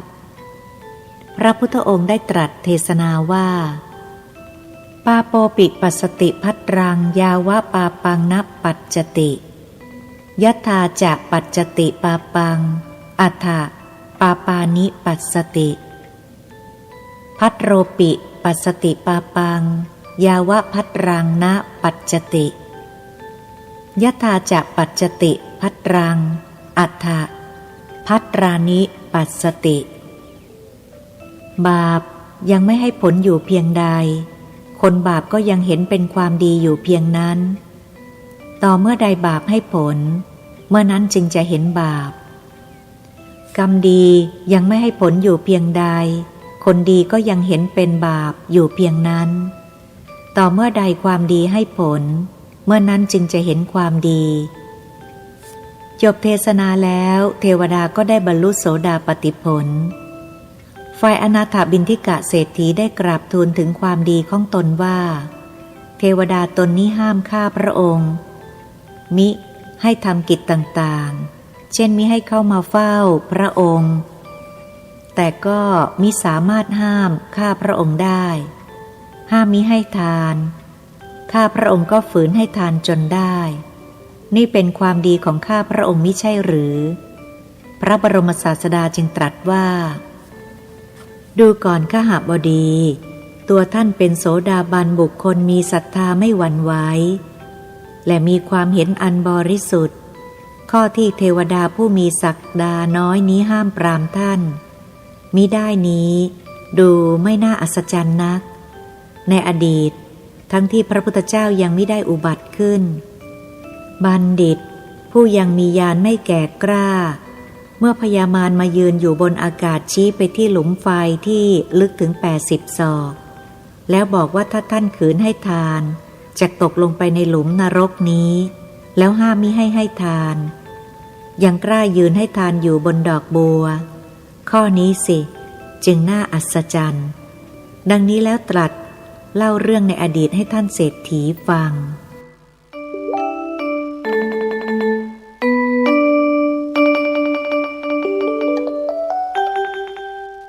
เนื้อเรื่องอตีเตในอดีตการนานมาแล้วครั้งเมื่อพระเจ้าพรหมทัตเสวยราชสมบัติณเมืองพาราณสีพระโพธิสัตว์ได้ถือกำเนิดในตระกูลเศรษฐีเมืองพาราณสีได้รับการเลี้ยงดูด้วยเครื่องใช้ไม้สอยอย่างราชกุมารเมื่อเจริญวัยได้ถึง16 ปีก็ได้สำเร็จสรรพศิลปศาสตร์เมื่อบิดาสิ้นชีวิตแล้วก็ได้ดำรงตำแหน่งเศรษฐีสืบแทนได้ตั้งโรงทานไว้6 แห่งคือที่ประตูเมือง4 ทิศที่กลางเมืองและที่ประตูบ้านบริจาคทานเป็นจำนวนมากทั้งยังรักษาศีล 5และอุโบสถศีลเป็นประจำเช้าวันหนึ่งพ่อครัวได้นำอาหารที่ปรุงอย่างประณีตเข้าไปตั้งไว้ตรงหน้าเศรษฐีตามปกติขณะนั้นพระปัจเจกพุทธเจ้าพระองค์หนึ่งออกจากนิโรธสมาบัติที่เข้าอยู่ครบ7 วันแล้วดำริว่าวันนี้จะไปโปรดใครดีได้เห็นเศรษฐีกำลังจะทานอาหารจึงได้เหาะมาปรากฏอยู่ที่ถนนหน้าประตูเรือนเศรษฐีโพธิสัตว์เห็นพระปัจเจกพุทธเจ้าจึงลุกขึ้นแล้วบอกให้คนรับใช้ไปรับบาตรพระเข้ามาขณะนั้นพญามารผู้ใจบาปเห็นเข้าถึงกับสั่นเทิมคิดว่าพระปัจเจกพุทธเจ้าองค์นี้มิได้อาหารมาถึง7 วันถ้าไม่ได้วันนี้ก็จักพินาศเราจะทำให้ท่านพินาศและจะขัดขวางการให้ทานของเศรษฐีคิดดังนี้แล้วก็รีบมาในขณะนั้นเนรมิตหลุมไฟลึกประมาณ80 ศอกวางไว้ระหว่างถนนที่พระปัจเจกพุทธเจ้ายืนอยู่กับประตูเรือนของเศรษฐีซึ่งหลุมนั้นเต็มไปด้วยฐานไม้ตะเคียนลุกโพรงโชตนาการปานดั่งไฟในอเวจีมหานรก แล้วได้ยืนดูอยู่กลางอากาศเมื่อคนใช้เดินออกไปเพื่อรับบาตรพระเห็นหลุมไฟเช่นนั้นก็สะดุ้งตกใจยิ่งนักลนลานกลับมาบอกเศรษฐีว่าที่นอกประตูบ้านมีหลุมไฟขนาดใหญ่ขวางอยู่เศรษฐีจึงให้คนไปยืนดูเขาก็ตาลีตาเหลือกกลับมาอีกใช้ไปกี่คนก็มีอาการเหมือนกันพระโพธิสัตว์จึงคิดว่าชรอยพญามารปรารถนาจะทำอันตรายแก่ทานของตนจึงมาเนรมิตหลุมไฟไว้มารคงไม่รู้ว่าต่อให้มารตั้งร้อยตั้งพันหรือตั้งแสนก็ไม่อาจทำให้เราหวั่นไหวได้วันนี้จะได้รู้กันว่าเราหรือมารใครจะมีกำลังและอานุภาพมากกว่ากันคิดเช่นนั้นแล้วก็ถือภาชนะอาหารที่เขาเตรียมไว้สำหรับตนออกจากเรือนไปยืนอยู่ที่ปากหลุมไฟแล้วมองขึ้นไปบนท้องฟ้าเห็นพญามารแล้วจึงร้องถามว่าเป็นใครพญามารก็ตอบว่าตนเป็นมารและมาเนรมิตหลุมไฟนี้ไว้เพื่อทำอันตรายแก่ทานของท่านพร้อมทั้งจะทำชีวิตของพระปัจเจกพุทธเจ้าให้พินาศด้วยพระโพธิสัตว์จึงกล่าวว่าจะไม่ยอมให้มารมาทำอันตรายแก่ทานของตนได้และจะไม่ยอมให้ทำอันตรายแก่ชีวิตของพระปัจเจกพุทธเจ้าด้วยแล้วไปยืนอยู่บนขอบหลุมกราบเรียนพระปัจเจกพุทธเจ้าว่ากามังปตามินิระยังอุทธังปาโทอวังสิโรนาระริยังกริสามิหันทะปินทังปฏิฆหะถึงกระผมจะมีเท้าชี้ฟ้ามีศีรษะทิ่มลงหลุมนรกก็ตามทีกระผมก็จักไม่ทำกรรมอันไม่ประเสริฐคือการไม่ให้ทานและการไม่รักษาศีลขอนิมนต์ท่านรับบิณฑบาตนี้เถิดเมื่อเศรษฐีโพธิสัตว์กล่าวดังนี้แล้วได้ประคองภาชนะอาหารไว้อย่างมั่นคงแล้ววิ่งไปบนหลุมไฟขณะนั้นดอกบัวใหญ่ดอกหนึ่งที่บานขยายกลีบซ้อนกันนับร้อยชั้นก็ผุดจากหลุมที่ลึกถึง80 ศอกนั้นขึ้นมารองรับเท้าทั้งสองของพระโพธิสัตว์ไว้ละอองเกสรประมาณทนานหนึ่งก็ฟุ้งขึ้นจากดอกบัวและตกลงมาบนศีรษะของพระโพธิสัตว์และโปรยปลายกระจายไปทั่วร่างเหมือนมีคนโปรยด้วยผงทองคำพระโพธิสัตว์ยืนอยู่บนดอกบัวนั้นเองได้ใส่โภชนะอันมีรสเลิศต่างๆลงในบาตรพระปัจเจกพุทธเจ้าท่านรับบิณฑบาตแล้วก็โยนบาตรขึ้นไปบนท้องฟ้าเมื่อมหาชนกำลังมองอยู่ก็เหาะขึ้นไปบนเวหาเสด็จกลับหิมวันตประเทศส่วนพญามารเมื่อพ่ายแพ้ทำการไม่สำเร็จก็เสียใจหายวับกลับไปยังที่อยู่ของตนสำหรับเศรษฐีโพธิสัตว์ยืนอยู่บนดอกบัวนั่นเองได้แนะนำให้มหาชนทำบุญทำทานและรักษาศีลกันแล้วกลับขึ้นเรือนจากนั้นก็ให้ทานรักษาศีลสะสมบุญบารมีมากขึ้นไปจนตลอดชีวิตพระบรมศาสดา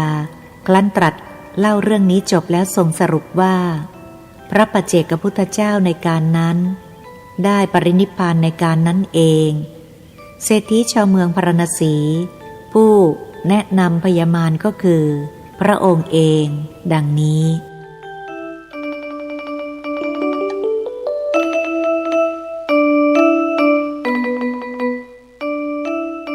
สาระจากชาดกคนพาลกับคนมิจฉาทิฏฐิออกจากจะปฏิเสธไม่ชอบทำบุญให้ทานด้วยตัวเองแล้วมักจะไม่เห็นด้วยกับคนอื่นที่เขาทำบุญให้ทานกันชอบขัดขวางทางบุญของคนอื่นชอบพูดจาให้คนอื่นไขว้เขวคนที่หูเบาขาดการไตร่ตรองไปเชื่อลมปากของคนประเภทนี้ย่อมเสียโอกาสที่จะทำบุญให้ทานไปอย่างน่าเสียดายส่วนคนที่หนักแน่นในทางบุญมีศรัทธามั่นคงไม่หวั่นไหวไปตามลมปากของคนพาลย่อมจะไม่สนใจฟังคำท้วงติงให้เลิกลาทางบุญ ทำให้ตัวเองไม่เสียโอกาสเช่นนั้นอันหนึ่งมีคนจำนวนไม่น้อยที่ยังไม่เข้าใจหรือเข้าใจผิดเกี่ยวกับการทำบุญให้ทานว่าเป็นเรื่องงมงายเป็นเรื่องที่ทำให้ผู้รับได้ประโยชน์ฝ่ายเดียวผู้ให้จะไม่ได้รับอะไรกลับคืนตอบแทนแต่สำหรับคนที่ทำบุญให้ทานด้วยจิตที่ผ่องใสไม่ตระหนี่เสียดายและทำเป็นประจำแล้วจะได้สัมผัสกับผลแห่งการทำบุญให้ทานด้วยตัวเองซึ่งคนไม่เคยทำบุญหรือเคยทำแต่ทำด้วยจิตที่ขุ่นมัวหรือด้วยความจำเป็นจำใจจะไม่มีโอกาสได้สัมผัสผลเช่นนั้นเลยและน่ายกย่องที่คนเคยทำพูดคิดผิดพลาดมาแล้วได้สติสำนึกตัวได้และเลิกละเสียได้หรือทำผิดพลาดต่อผู้ใดไว้เมื่อสำนึกได้แล้วไปขอโทษหรือทำสิ่งที่เป็นประโยชน์ต่อผู้นั้นเป็นการไถ่โทษที่ล่วงเกินไปด้วยกายวาจาใจคนเช่นนี้ย่อมประเสริฐกว่าคนที่ทำพูดคิดผิดแล้วไม่ยอมรับว่าผิดยังดื้อดันทุรังทำพูดคิดเช่นนั้นต่อไป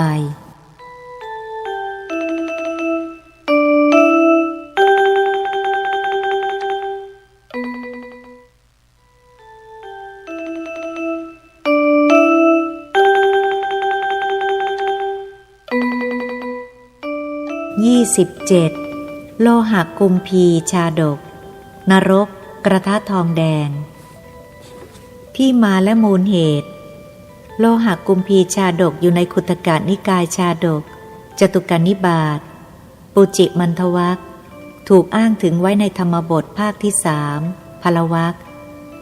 เรื่องอัญญตระปุริสวัตถุว่าพระพุทธองค์ทรงปรารภการที่พระเจ้าประเสนที่โกศลทรงสดับเสียงสัตว์นรก4 ตนในรัตติการว่าทุสะนโสจึงสะดุ้งพระทัยเสด็จมาทูลถามจึงตรัสเล่าชาดกนี้ความย่อว่าในคืนวันหนึ่งพระเจ้าประเสนที่โกศลได้ทรงสดับเสียงของสัตว์นรก4 ตนโดยแต่ละตนกล่าวได้ตนละ1 อักษรเท่านั้นคือทุสนโสซึ่งมีในว่าในอดีตพบสัตว์นรกทั้ง4 ตนนี้เกิดเป็นพระโอรสที่ชอบธรรมปรัทธาริกรรมหรือกาเมสุมิจฉาจาร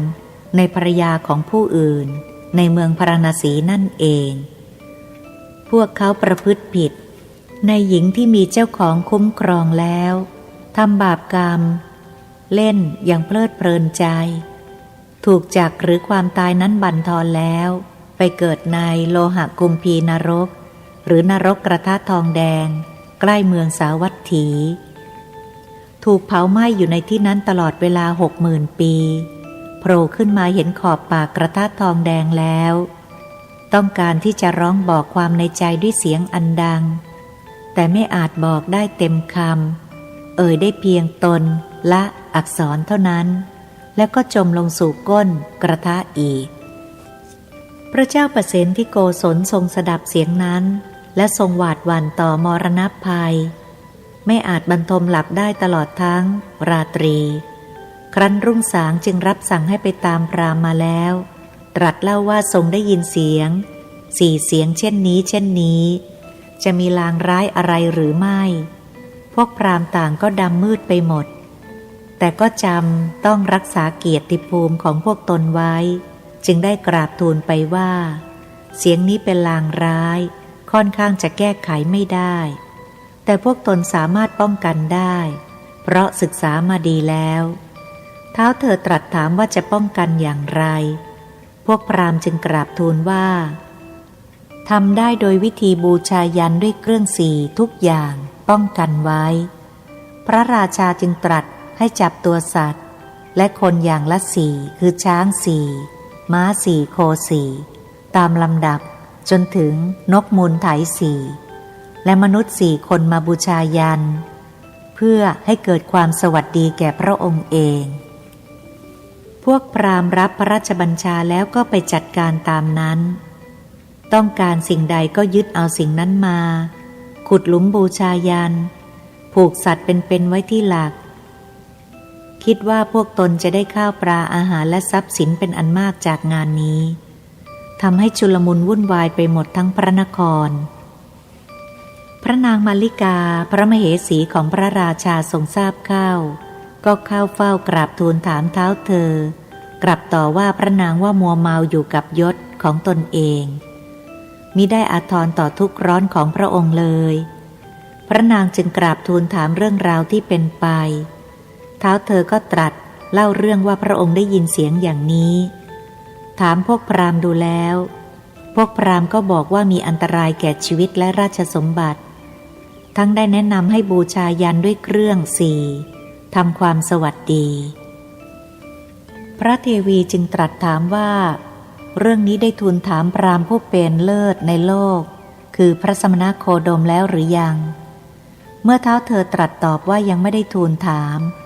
จึงทูลแนะนำให้เท้าเธอเสด็จไปทูลถามด้วยพระองค์เอง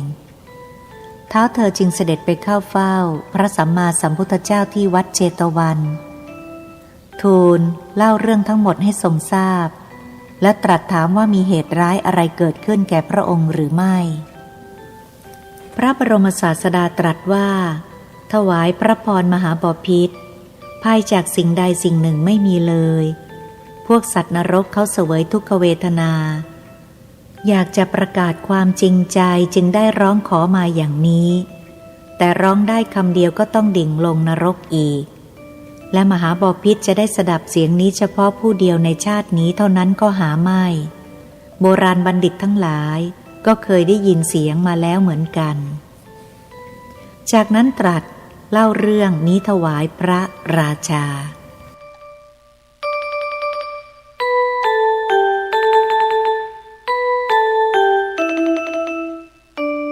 เนื้อเรื่องอตีเตครั้งอดีตการนานมาแล้วเมื่อพระเจ้าพรหมทัตเสวยราชสมบัติณเมืองพาราณสีพระโพธิสัตว์เกิดอยู่ในตระกูลพราหมณ์ณกาสิกคามแห่งหนึ่งครั้นเจริญวัยแล้วก็ได้ละสมบัติออกบวชเป็นฤาษีบำเพ็ญฌานและอภิญญาให้เกิดขึ้นเพลิดเพลินกับการเล่นฌานกีฬาอยู่ณอาสมในป่าหิมพานต์การนั้นพระเจ้าพาราณสีได้ทรงสดับเสียงสี่เสียงคือทุสะนะโสของสัตว์นรกสี่ตนเมื่อพวกพราหมณ์ทูลทำนายทำนองว่าจักมีอันตรายถึงสิ้นพระชนหรือสิ้นราชสมบัติแต่จะสงบระงับได้ด้วยการบูชายันครบอย่างละสี่อย่างละสี่เท้าเธอก็ทรงยอมปฏิบัติพวกพราหมณ์ปุโรหิตก็ให้ขุดหลุมยันเตรียมไว้มหาชนมากมายถูกผูกไว้กับหลักยันการนั้นพระดาบสโพธิสัตว์ได้ตรวจดูสัตว์โลกด้วยทิพจักษุก็เห็นเหตุการณ์นั้นจึงดำริว่าตนควรไปในที่นั้นวันนี้สวัสดีจักมีแก่มหาชนจึงเหาะไปด้วยกำลังฤทธิ์แล้วลงที่พระราชอุทยานนั่งลงเหนือแท่นมงคลศิลาราวกะว่ารูปทองคำครั้งนั้นลูกศิษย์ผู้ใหญ่ของพราหมณ์ปุโรหิตเข้าไปหาอาจารย์แล้วถามข้อว่าการฆ่าผู้อื่นเพื่อให้เกิดความสวัสดีมีในพระเวทของเราหรือไม่หรือพราหมณ์ปุโรหิตร้องห้ามว่าเจ้าเอาราชสมบัติมาเป็นของตนก็พอแล้วพวกเราจะได้ข้าวปลาอาหารและทรัพย์สินเป็นอันมากเจ้านิ่งเสียอย่าได้เอ็ดไปศิษย์ผู้ใหญ่นั้นคิดว่าจักไม่ยอมร่วมมือกับอาจารย์ในเรื่องนี้จึงออกไปจากที่นั้นมุ่งหน้าไปยังพระราชอุทยานได้พบกับพระดาบสและได้รับสันนิษฐานอย่างดีแล้วนั่งอยู่ข้างหนึ่งดาบสโพธิสัตว์ได้เอ่ยถามปุโรหิตนั้นว่าพระราชาในแคว้นนี้ทรงทศพิธราชธรรมดีอยู่หรือจึงกราบเรียนว่าพระราชาทรงทำเช่นนั้นดีอยู่แต่ตอนนี้มีเหตุคือ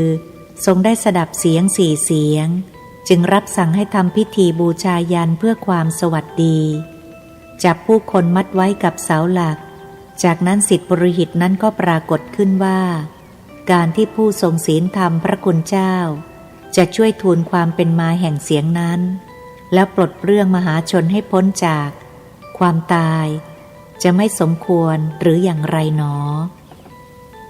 ดาบทจึงกล่าวว่าเราไม่รู้จักพระราชาทั้งพระราชาก็ไม่รู้จักเราหากพระราชาเสด็จมาที่นี่ก็จะทูลขอความเป็นมาแห่งเสียงนั้นให้สิ้นความเคลือบแคลงสงสัยเขาดีใจ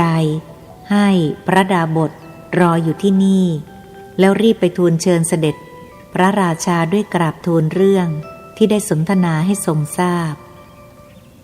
เมื่อพระราชาเสด็จมาถึงก็ตรัสถามดาบทว่าพระคุณเจ้าทราบเรื่องราวดีหรือขอได้โปรดบอกให้ทราบด้วยดาบทจึงถวายพระพรเรื่องราวโดยละเอียดขอถวายพระพรในภพชาติก่อนพวกเปรตที่ส่งเสียงเหล่านั้นประพฤติผิดในภรรยาผู้อื่นจึงได้ไปเกิดในโลหะกุมพีนรกทั้งสี่ใกล้เมืองพาราณสีนี่เองถูกเคี่ยวเป็นฟองในน้ำกรดที่เดือดพล่านในหม้อทองแดงจมดิ่งลงไปข้างล่างว่าจะลึกก้นหม้อใช้เวลา 30,000 ปีลอยขึ้นมาจนถึงปากหม้ออีก 30,000 ปีพอถึงปากหม้อก็ชะเง้อคอดูข้างนอกประสงค์ว่าจะกล่าวถ้อยคำในใจแต่กล่าวได้คนละอักษรเท่านั้นก็จมดิ่งลงไปอีกกว่าจะลุกขึ้นมาถึงปากหม้อได้ก็ต้องอีก 60,000 ปีข้างหน้าสัตว์นรกที่กล่าวอักษรวัตถุนั้นเขาต้องการจะบอกว่าทุตชีวิตมะชีวิมหะเยสันโนนะทัทามหะเสวิชมาเนสุโภเคสุทีปังนากัมหะอัตตโนพวกเราไม่ได้ให้ทานไว้ทั้งที่โภคะทั้งหลายที่มีอยู่ไม่ได้ทำที่พึ่งให้แก่ตนไว้พวกเราจึงได้เป็นอยู่อย่างแสนยากสัตว์นรกที่กล่าวอักษรว่าสอนั้นเขาต้องการจะบอกว่าสัตทิงวัสสะสะหัสสานิปริปุณนานิสัพพโสนิระเยปัจจมานานังกทาอัตโตภวิสสติเมื่อพวกเราหมกไหม้อยู่ในนรกได้ครบ 60,000 ปีบริบูรณ์โดยประการทั้งปวงเมื่อไรที่สุดจักมีสัตว์นรกที่กล่าวอักษรว่านอนั้นเขาต้องการจะบอกว่านัตถิอันโตกุโตอันโตนะอันโตปฏิทิสติสัทธาหิปะกัตตังปาปังมะมะตุยหันจะมาริสะที่สุดไม่มีที่สุดจักมีแต่ที่ไหนที่สุดไม่ปรากฏเลยเพราะในการนั้นเรากับท่านได้ทำบาปกรรมไว้ที่นี่ผู้นิรทุกข์เอ๋ยสัตว์นรกที่กล่าวอักษรว่าโสนั้นเขาต้องการจะบอกว่าโสนูนะอิโตคันตวาโยนิงลัทธานะมนุสิงทวันยูศีลสัมปันโนกาหามิสุกรังพาหุงเราไปจากที่นี่ได้กำเนิดมนุษย์แล้วจักเป็นผู้รู้ใจยาจกให้ทานเป็นคนสมบูรณ์ด้วยศีลจักทำบุญให้มากทีเดียวพระดาบทโพธิสัตว์ถวายพระพรคำเต็มของคำว่าทุสนโสที่พระราชาทรงสดับนี้แล้วให้ถวายพระพรเสริมอีกว่าขอถวายพระพรสัตว์นรกนั้นต้องการจะกล่าวคำเหล่านี้ให้สมบูรณ์แต่ไม่อาจทำได้อย่างนั้นเพราะบาปกรรมของพวกเขาใหญ่หลวงนักเมื่อพวกเขาเสวยวิบากกรรมอยู่จึงได้ร้องขึ้นดังนี้ขึ้นชื่อว่าอันตรายใดๆย่อมไม่มีแก่มหาบพิตรเพราะการที่ทรงได้สดับนั้นขอมหาบพิตรอย่าได้ทรงตระหนักพระทัยกลัวไปเลยท้าวเธอทรงโสมนัสพระราชหฤทัยจึงตรัสสั่งให้ปล่อยมหาชนทั้งหมดมีพระราชกระแสให้ตีกลองเป่าประกาศหรือหลุมยันทั้งสิ้นส่วนพระมหาสัตว์นั้นทำความสวัสดีแก่มหาชนแล้วได้พักอยู่อีก2-3 วัน ก็กลับหิมวันตประเทศตามเดิมพระบรมศาสดาครั้นตรัสเล่าเรื่องนี้จบแล้วทรงสรุปว่าศิษย์ผู้ใหญ่ของพราหมณ์ปุโรหิตในครั้งนั้นได้มาเป็นพระสารีบุตรส่วนพระดาบสก็คือพระองค์เองดังนี้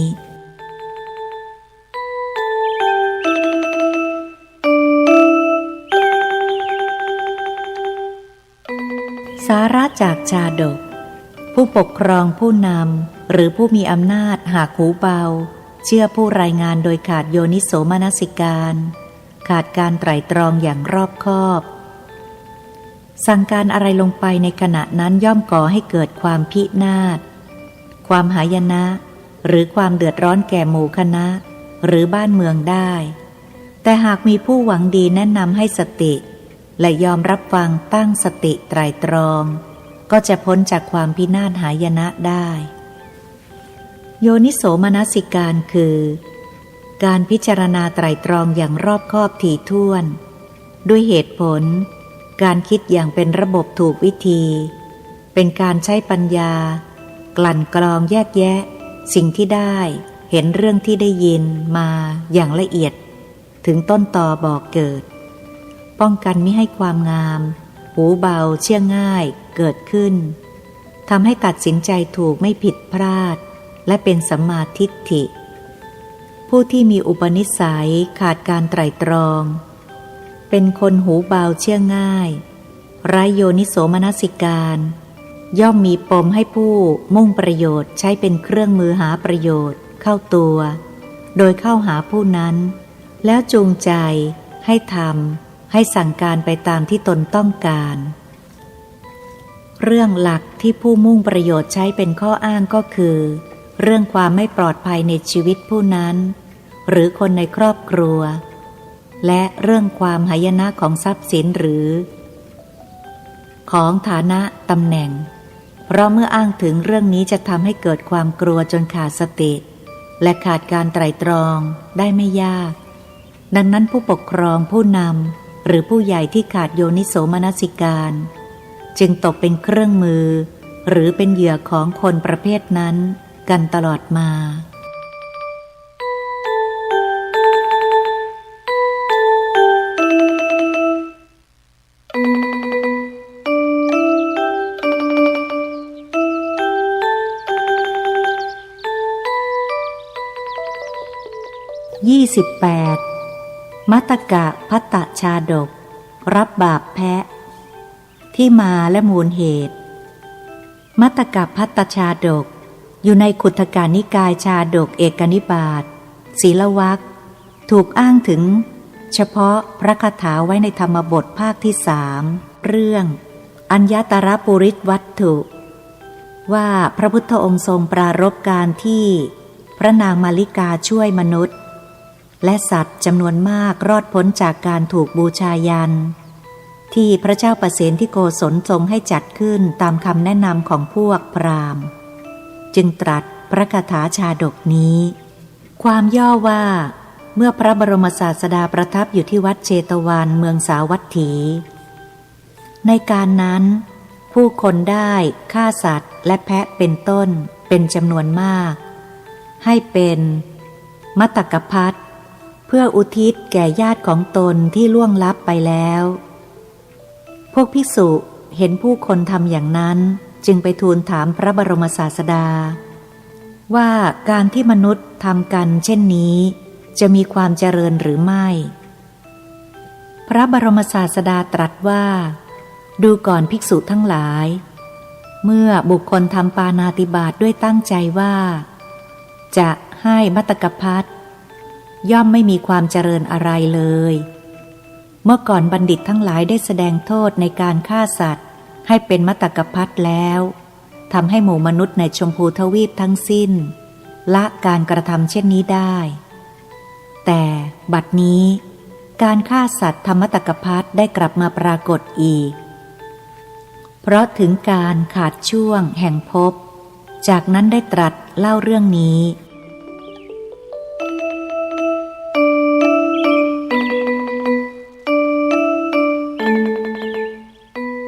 เนื้อเรื่องอตีเต ในอดีตการนานมาแล้วครั้งพระเจ้าพรหมทัตเสวยราชสมบัติณเมืองพาราณสีมีพราหมณ์ผู้เป็นอาจารย์ที่สาปาโมกข์คนหนึ่งซึ่งสำเร็จการศึกษาไตรเพศคิดจะกระทำมตกวัฏจึงให้คนจับแพะมาตัวหนึ่งแล้วบอกพวกลูกศิษย์ให้นำแพะตัวนั้นไปอาบน้ำที่แม่น้ำและสวมพวงมาลัยไว้ที่คอเจิมหน้าประดับประดาให้ดีแล้วนำกลับมาให้ตนพวกลูกศิษย์ก็จัดการตามคำสั่งเสร็จแล้วก็ให้แพะยืนอยู่ที่ริมฝั่งแม่น้ำเพื่อจะดูว่าใช้ได้หรือยังแพะตัวนั้นมองเห็นบุพกรรมซึ่งเป็นกรรมเก่าของตนจึงคิดว่าวันนี้เราจะพ้นจากทุกข์แล้วเกิดความปิติยินดีจึงร้องแบบหัวเราะขึ้นดังๆเหมือนทุบหม้อดินแล้วคิดว่าพราหมณ์ผู้นี้ฆ่าเราแล้วก็จะได้รับทุกข์ดังที่เราเคยได้รับดังนี้แล้วก็ร้องแบบร้องไห้ขึ้นดังๆอีกพวกลูกศิษย์ได้ยินดังนั้นจึงเข้าไปถามแพะว่าเจ้าหัวเราะแล้วก็ร้องไห้ทำไมแพะจึงตอบว่าขอให้ไปถามต่อหน้าอาจารย์ของทุกคนพวกลูกศิษย์จึงนำแพะไปมอบให้อาจารย์แล้วเล่าเรื่องที่เกิดขึ้นให้ฟังอาจารย์จึงถามแพะว่าทำไมเจ้าจึงหัวเราะทำไมเจ้าจึงร้องไห้แพะจึงบอกว่าท่านพราหมณ์เมื่อก่อนข้าเกิดเป็นพราหมณ์เป็นผู้สาธยายมนต์เหมือนกับท่านคิดจะถวายมตกพัสจึงฆ่าแพะตัวหนึ่งบูชายันเพราะเหตุที่ฆ่าแพะตัวเดียวเท่านั้นข้าต้องถูกตัดหัวถึง499ชาติชาตินี้เป็นชาติสุดท้ายครบ500ชาติพอดีข้าคิดว่าวันนี้เราจะได้พ้นทุกข์แล้วจึงเกิดความโสมนัสดีใจหัวเราะออกมาแต่เมื่อคิดว่าเราฆ่าแพะตัวเดียวเท่านั้นยังถูกตัดหัวถึง500ชาติวันนี้เราพ้นทุกข์นั้นได้แต่พราหมณ์คนนี้มาฆ่าเราก็ได้รับทุกข์500ชาติเหมือนดั่งเรานี้จึงร้องไห้ด้วยความสงสารท่านพราหมณ์ได้ยินดังนั้นก็เกิดความกลัวจนขนหัวลุกจึงบอกแพะไปว่าเจ้าอย่ากลัวเลยเราจะไม่ฆ่าเจ้าแล้วแพะบอกว่าถึงท่านจะฆ่าหรือไม่ฆ่าวันนี้ข้าก็ไม่สามารถจะพ้นจากความตายไปได้พราหมณ์ก็บอกอีกว่าอย่ากลัวไปเลยเราจะให้คนคอยติดตามดูแลเจ้าแพะก็บอกว่าการที่ท่านให้อารักขาแก่ข้านั้นมันน้อยนักบาปกรรมที่ข้าทำมีมากกว่าพราหมณ์สั่งให้ปล่อยแพะไปและพาพวกลูกศิษย์ติดตามคอยดูแลแพะด้วยตั้งใจว่าจะไม่ให้ใครฆ่าแพะตัวนี้เมื่อแพะได้รับการปลดปล่อยแล้วเท่านั้นก็จะเงื้อคอเพื่อจะกินใบไม้ที่พุ่มไม้แห่งหนึ่งซึ่งขึ้นอาศัยแผ่นหินอยู่ทันใดนั้นเองฟ้าก็ได้ผ่าลงมาที่แผ่นหินสะเก็ดหินแผ่นหนึ่งกระเด็นมาถูกคอแพะซึ่งกำลังยืดจะกินใบไม้จนหัวขาดไปทันทีพวกมหาชนก็แห่มามุงดูกัน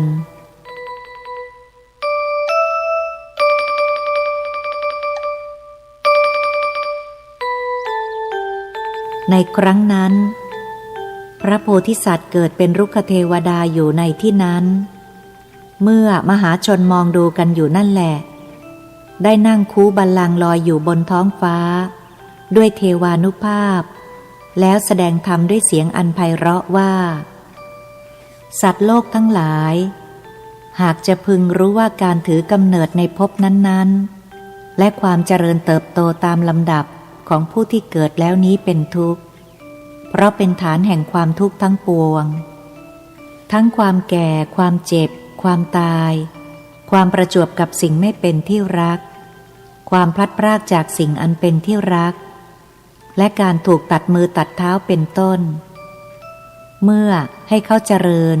ย่อมได้รับความเจริญตอบเมื่อเบียดเบียนเขาก็ได้รับการเบียดเบียนตอบเช่นนี้แล้วไม่น่าที่สัตว์โลกจะประหัตประหารกันคือไม่ควรจะฆ่าแกล้งกันเลยเพราะอะไรหรือเพราะคนที่ชอบฆ่าสัตว์ตัดชีวิตมีแต่จะเศร้าโศก ย่อมจะได้เสวยทุกข์ใหญ่ในอบายภูมิทั้งสี่คือมหานรกทั้ง8ขุมอุสธนรก16ขุมบ้างถือกำเนิดเป็นสัตว์เดรัจฉานประเภทต่างๆบ้างเกิดเป็นเปรตบ้างเป็นอสุรกายบ้างย่อมเศร้าโศกด้วยอาการห่อเหี่ยวอยู่ภายในตลอดกาลนานเพราะฉะนั้นคนเราจึงไม่ควรฆ่าสัตว์อื่นเป็นอันขาดเมื่อรู้ว่าผู้ฆ่าสัตว์ย่อมเศร้าโศกเสียใจสิ้นกาลนานเหมือนกับแพะที่เศร้าโศกอยู่ถึง500 ชาติใครๆก็ไม่พึงทำกรรมคือฆ่าสัตว์ตัดชีวิตแต่คนหลงเพราะโมหะไม่เห็นโทษอันนี้เพราะมืดมนด้วยอวิชชาจึงยังทำปาณาติบาตกันอยู่สุดท้ายได้กล่าวสรุปว่า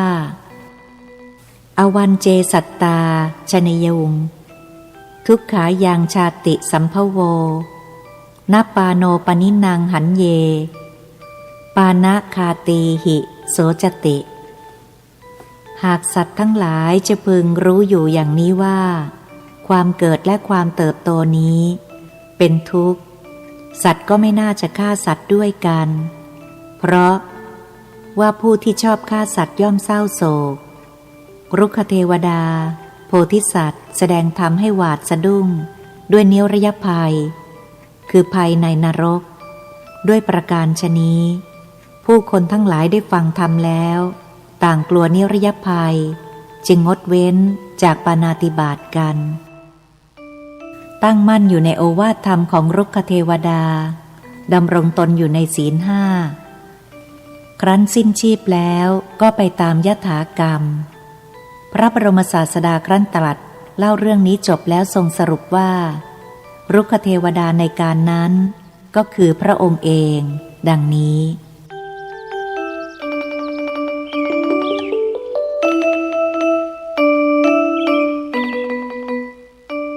สาระจากชาดกคนทั่วไปมักกลัวตายมากกว่ากลัวตกนรกจึงยอมทำชั่วล้างผลาญชีวิตคนอื่นเบียดเบียนผู้อื่นเพื่อให้ตัวเองอยู่รอดหรือเพื่อให้ตัวเองอยู่สุขสบายเพราะไม่เชื่อเรื่องนรกว่ามีจริงบ้างเพราะได้ยินแต่ชื่อนรกแต่ไม่เคยพบเห็นนรกจริงๆบ้างการล้างผลาญชีวิตผู้อื่นการเบียดเบียนรังแกผู้ที่ต่ำต้อยด้อยกำลังกว่าแม้จะมองว่าเป็นเรื่องปกติธรรมดาของสัตว์โลกแม้จะมองไม่เห็นพิษภัยในขณะนั้นแต่ก็ไม่ใช่ว่าผลของการกระทำนั้นจะไม่มีบาปกรรมที่ทำไว้ย่อมติดตามให้ผลเมื่อถึงเวลาสุกงอมความจริงคนเราที่เกิดมาต่างก็รับผลของบาปกรรมเก่ากันอยู่บ้างแล้วเช่นเกิดมาลำบากยากจนเกิดมาพิกลพิการเกิดมาปัญญาน้อยเกิดมาด้อยกำลังหรือถูกเอารัดเอาเปรียบทำอะไรก็ไม่สำเร็จสู้คนอื่นเขาไม่ได้อย่างนี้ล้วนมีต้นตอบ่อเกิดคือบาปกรรมเก่าตามมาให้ผลทั้งนั้นแต่คนส่วนใหญ่มักจะโทษนั่นโทษนี่จนทำให้มองไม่เห็นความจริงทั้งที่กำลังรับผลบาปกรรมเก่าอยู่นั้นก็ยังสร้างบาปกรรมใหม่เพิ่มขึ้นอีกโดยสมัครใจจงใจทำบ้างโดยรู้เท่าไม่ถึงเรื่องบาปกรรมบ้างชีวิตจึงตกอยู่ในวังวนแห่งความทุกข์ตลอดเวลาการหาความสุขให้ตัวโดยสร้างความทุกข์ให้แก่คนอื่นนั้นเป็นการเห็นแก่ตัวที่ร้ายกาจที่สุดการกระทำเช่นนั้นอาจทำให้ตัวเองมีความสุขได้จริงหรือคิดว่าตัวเองมีความสุขจากการกระทำเช่นนั้นจริงแต่ความสุขเช่นนั้นยังไม่ยั่งยืนมีชั่วครู่ชั่วยามเพราะผลที่ล้างผลาญเบียดเบียนเอาเปรียบผู้อื่นนั้นจะคอยสั่งสมพอกพูนอยู่ในชีวิตจิตใจของผู้กระทำเรื่อยๆเมื่อสุกงอมได้ที่แล้วก็จะสำแดงผลให้ผู้นั้นได้รับความทุกข์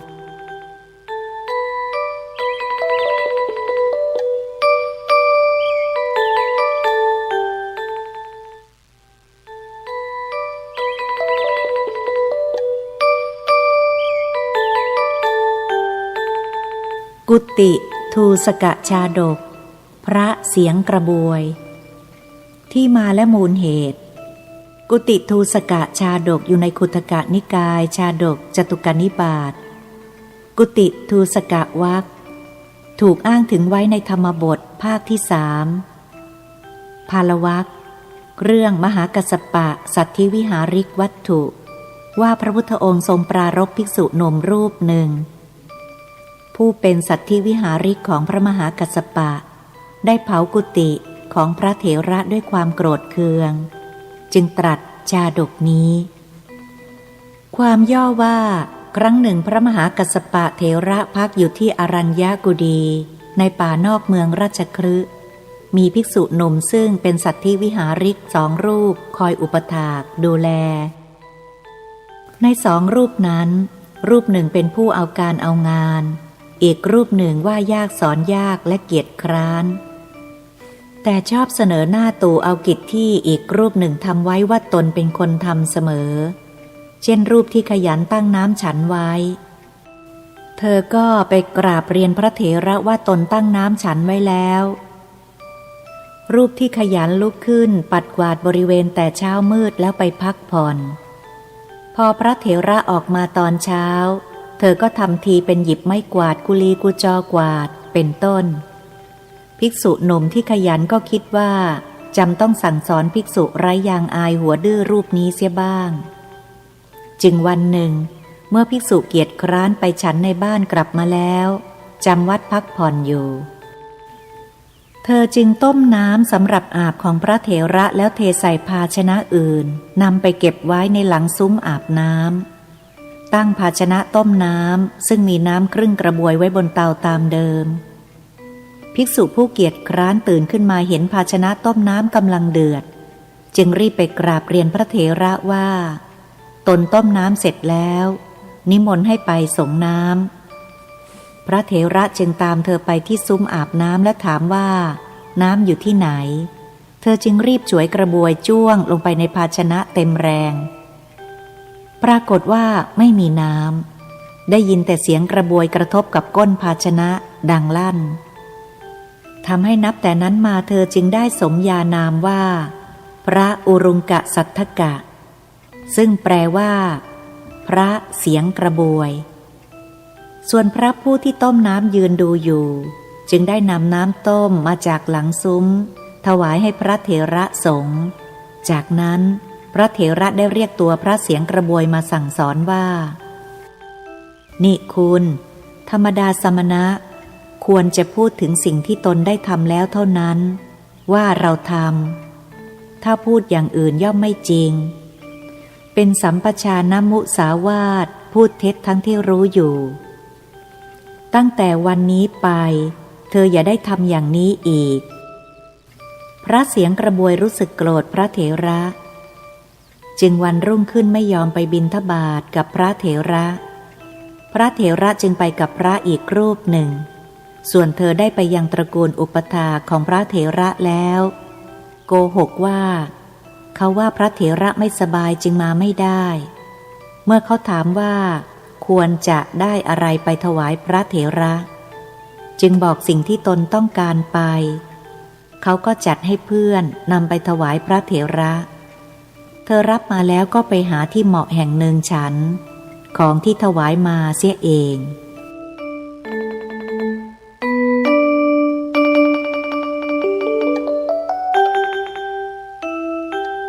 วันรุ่งขึ้นพระเถระไปที่บ้านตระกูลอุปถากนั้นเขาจึงเรียนถามว่าพระคุณเจ้าไม่สบายหายดีแล้วหรือเมื่อวานตนได้จัดอาหารฝากไปกับพระอีกรูปหนึ่งเพื่อถวายพระคุณเจ้าได้ฉันแล้วหรือพอได้ยินดังนั้นพระเถระก็ได้แต่นิ่งฉันที่บ้านนั้นแล้วก็กลับไปยังกุฏิที่พัก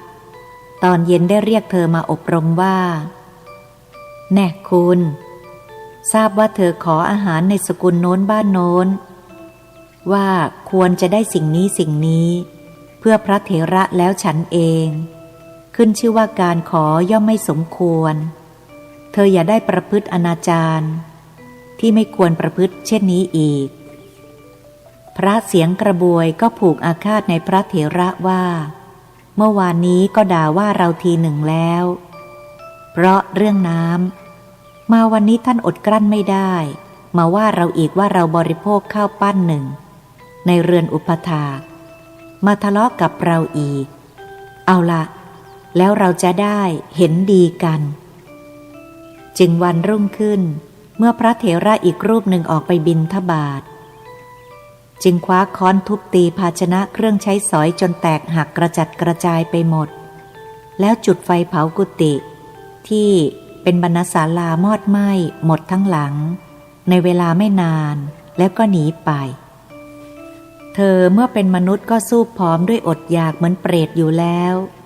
เมื่อมรณภาพก็ไปบังเกิดในอเวจีมหานรกสิ่งที่เธอทำนั้นได้ลือกระชอนไปในท่ามกลางมหาชน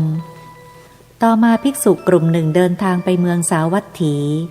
แล้วได้เข้าเฝ้าพระบรมศาสดาที่วัดเชตวันพระพุทธองค์ตรัสปฏิสันถานพอทรงทราบว่าพวกเธอเป็นศิษย์ของพระมหากัสสปะจึงตรัสถามถึงพระเถระภิกษุเหล่านั้นจึงกราบทูลเรื่องราวที่เกิดขึ้นให้ทรงทราบพระบรมศาสดาจึงตรัสว่าการเที่ยวไปผู้เดียวของกัสสปะนั่นแหละประเสริฐกว่าการเที่ยวไปกับคนพาลเห็นปานนั้นดังนี้แล้วตรัสต่อไปว่า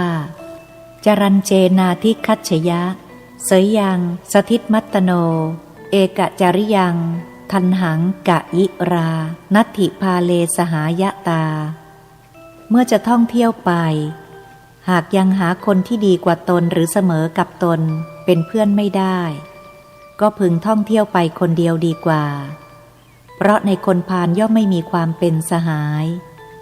จากนั้นได้ตรัสกับภิกษุเหล่านั้นอีกว่าภิกษุนั้นจะได้ประทุษร้ายกูดีเพราะในชาตินี้เท่านั้นก็หาไม่ได้แม้ในชาติปางก่อนเธอก็เคยประทุษร้ายเหมือนกันและมิใช่เฉพาะชาตินี้ที่เธอโกรธผู้ให้โอวาทแม้ในชาติก่อนเธอก็โกรธเหมือนกันดังนี้แล้วได้ตรัสชาดกนี้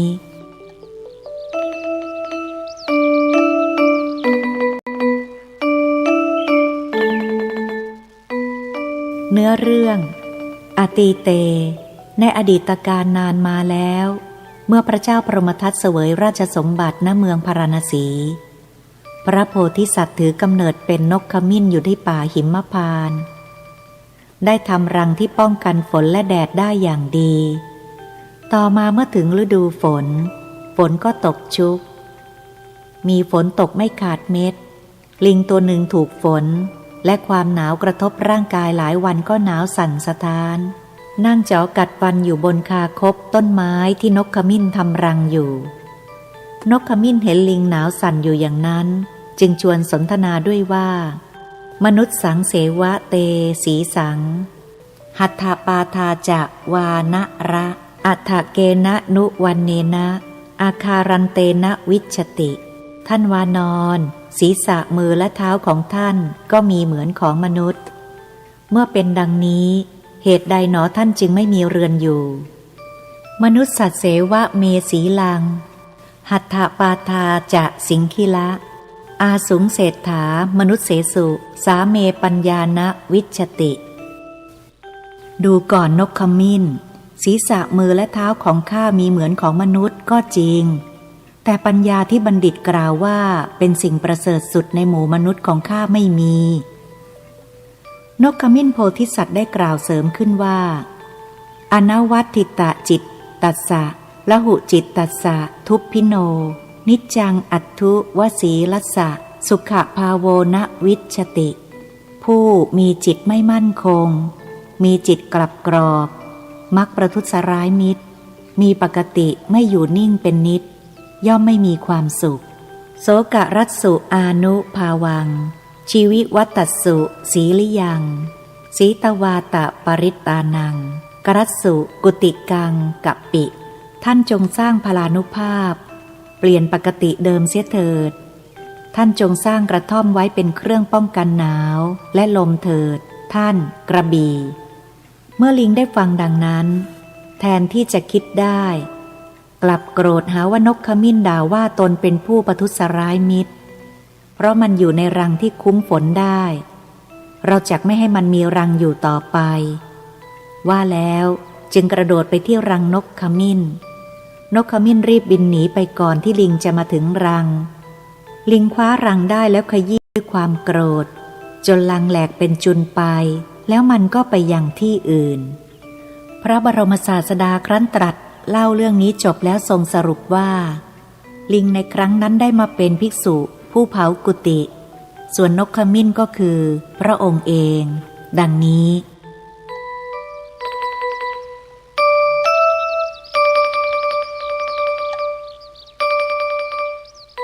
สาระจากชาดกความเป็นพาลเป็นเชื้อร้ายอย่างหนึ่งเหมือนกับโรคร้ายเมื่อเกิดมีในผู้ใดผู้นั้นเรียกว่าคนพาลเพราะมีเชื้อพาลอยู่ในตัวเชื้อพาลนี้ทำให้ผู้นั้นผิดปกติไปทั้งกิริยาอาการการกระทำและการพูดจาชอบทำชอบพูดที่วิปริตผิดแปลกไปจากธรรมดาเช่นชอบใช้กำลังมากกว่าใช้สมองชอบทำร้ายชอบทำลายโกรธโดยไม่มีเหตุผลไม่ชอบให้ใครแนะนำหรือสั่งสอนใครสอนใครแนะนำก็ไม่พอใจหาว่าดูถูกเป็นต้นเชื้อพาลนี้ร้ายแรงนักทำให้คนติดเชื้อนี้ทำลายชื่อเสียงตัวเองทำลายวงตระกูลหรือเผาบ้านเผาเมืองให้พินาศมามากต่อมากแล้วอย่าว่าแต่คนธรรมดาเลยขนาดนักบวชแท้เมื่อติดเชื้อพาลเข้าแล้วก็เอาเรื่องและพูดไม่รู้เรื่องเหมือนกันด้วยเหตุนี้ท่านจึงสอนว่าอย่าคบกับคนพาลอย่ามีคนพาลเป็นเพื่อนอย่าเข้าเป็นพวกด้วยกับคนพาลเป็นต้น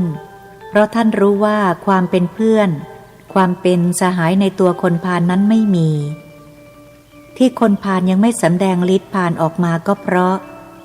ยังได้ประโยชน์อยู่หรือยังไม่สบโอกาสเท่านั้นหากเห็นว่าเป็นคนที่ตนพบด้วยไร้ประโยชน์แล้วอำนวยประโยชน์อะไรให้ตนไม่ได้อีกแล้วก็จะตีจากทันทีหรือสบโอกาสที่จะทำร้ายได้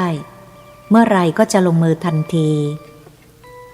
คำที่ว่าคบคนเช่นใดย่อมเป็นคนเช่นนั้นก็ดีคบคนพาลพาไปหาผิดก็ดีห่างพาลาให้ห่างร้อยโยชน์พันโยชน์ก็ดีล้วนเป็นคำเตือนให้ใจห่างคนพาลทั้งสิ้น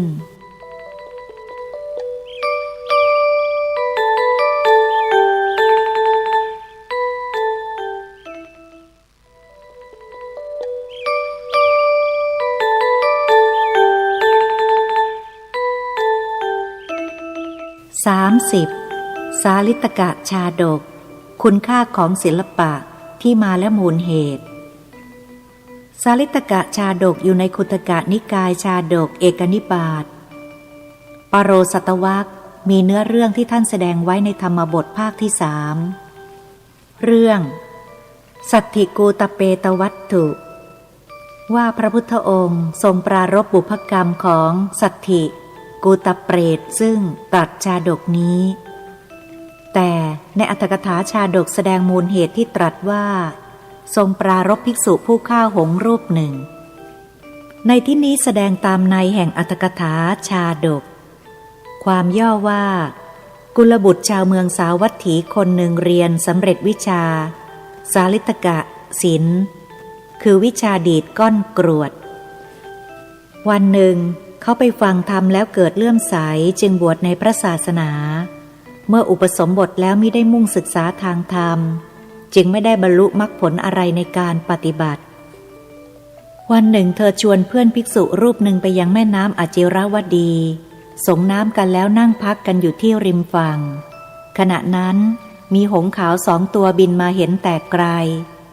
ภิกษุผู้ชำนาญวิชาดีดก้อนกรวดจึงพูดกับพระที่มาด้วยตนว่าจะใช้ก้อนกรวดดีดใส่ลูกตาหงส์ตัวที่บินอยู่ข้างหลังให้ตกลงมาที่เท้าของคุณเพื่อนภิกษุนั้นพูดว่าคุณทำไม่ได้ดอกเธอจึงกล่าวว่าดีดลูกตาข้างนี้นั้นเรื่องเล็กตนจะดีดก้อนกรวดเข้าลูกตาข้างโน้นแล้วให้ตกลงมาอีกรูปก็พูดว่ายิ่งเป็นไปไม่ได้เธอจึงบอกว่าคอยดูก็แล้วกันเธอหยิบก้อนกรวดขึ้นมา2 ก้อน ได้จังหวะหงส์บินผ่านมาพอดี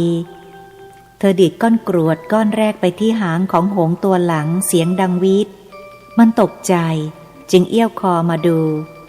เธอรีบดีดก้อนกรวดไปอีกก้อนหนึ่งก้อนกรวดนั้นเข้าลูกตาอีกข้างพอดีแล้วก็ทะลุไปออกอีกข้างหนึ่งมันตกลงมาที่เท้าของเธอทั้งสองพวกภิกษุพากันมามุงดูและตำหนิเธอว่าทำสิ่งที่ไม่สมควรเลยแล้วพาไปเฝ้าพระบรมศาสดาพระบรมศาสดาทรงตำหนิเธอว่าทำสิ่งที่ไม่ควรเช่นกันแล้วตรัสว่ามิใช่แต่บัดนี้เท่านั้นที่ภิกษุนี้เป็นผู้ฉลาดในศิลปะแม้ในชาติก่อนก็เป็นผู้ฉลาดเหมือนกันดังนี้แล้วตรัสเล่าเรื่องนี้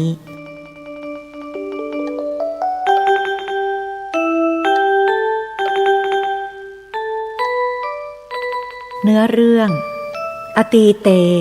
ในอดีตการนานมาแล้วเมื่อพระเจ้าพรหมทัตเสวยราชสมบัติณเมืองพาราณสีพระโพธิสัตว์เสวยพระชาติเป็นอมาตย์ผู้สอนอรรถธรรมของท้าวเธอครั้งนั้นปุโรหิตของพระราชาปากกล้ายิ่งนักชอบพูดมากลองได้พูดแล้วคนอื่นเป็นไม่ได้มีโอกาสพูดเลยทีเดียวพระราชาได้แต่ทรงดำริว่าเมื่อไหร่หนอเราจะได้คนที่สามารถสกัดคำพูดของปุโรหิตได้ทรงพิจารณาหาคนเช่นนั้นอยู่แต่ก็ยังไม่ทรงพบเลยก็ในการนั้นในเมืองพาราณสีมีชายเปรี้ยคนหนึ่งเรียนวิชาดีดก้อนกรวดมาจากอาจารย์แล้วก็ใช้เป็นทางหากินได้โดยพวกเด็กๆช่วยกันยกเขาขึ้นรถเข็นแล้วก็เข็นไปใต้ต้นไทรใหญ่ที่แผ่กิ่งก้านสาขากว้างต้นหนึ่งใกล้ๆประตูเมืองแล้วบอกให้เขาดีดก้อนกรวดไปที่ใบไทร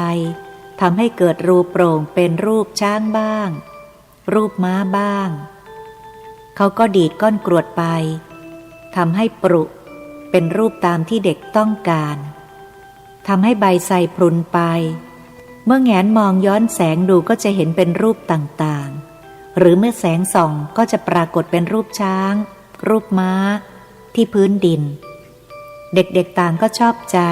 ให้เงินเข้าคนละเล็กคนละน้อยแล้วเข็นรถพาเข้ามาส่งที่บ้านเขาเลี้ยงชีพด้วยศิลปะนี้ครั้งหนึ่งพระราชาเสด็จประพาสพระราชอุทยานพอเสด็จถึงตรงนั้นพวกเด็กๆก็พากันวิ่งหนีไปหมดเพราะกลัวจะถูกขับไล่ทิ้งให้เขานอนแซวอยู่ตรงนั้นเองเมื่อพระราชาเสด็จเข้าไปใต้ต้นไทรประทับอยู่บนราชรถนั่นเองทอดพระเนตรเห็นใบไทรปรุเป็นรูโปร่งเป็นรูปต่างๆจึงตรัสถามว่าใครทำให้เป็นรูปเหล่านี้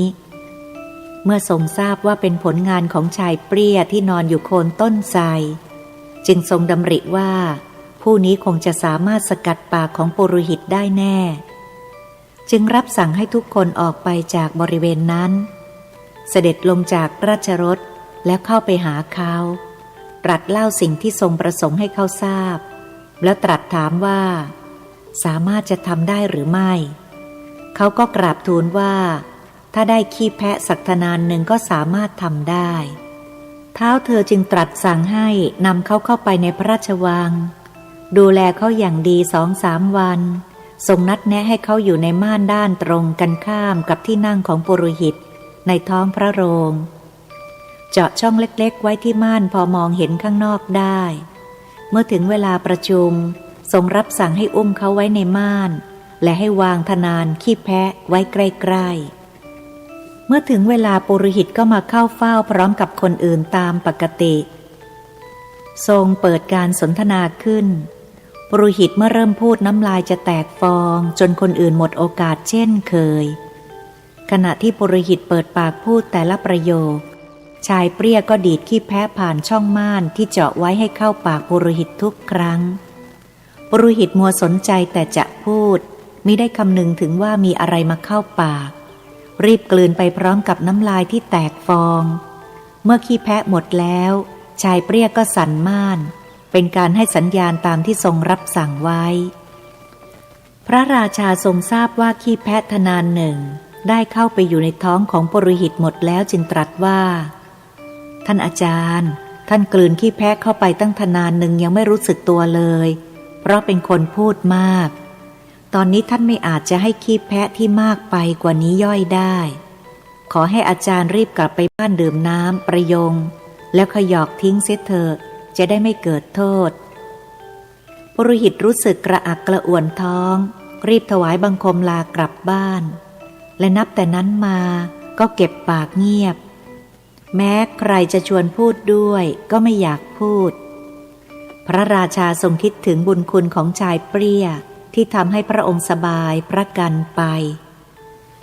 จึงพระราชทานบ้านสวย4 ทิศให้ซึ่งสามารถเก็บรายได้ประมาณ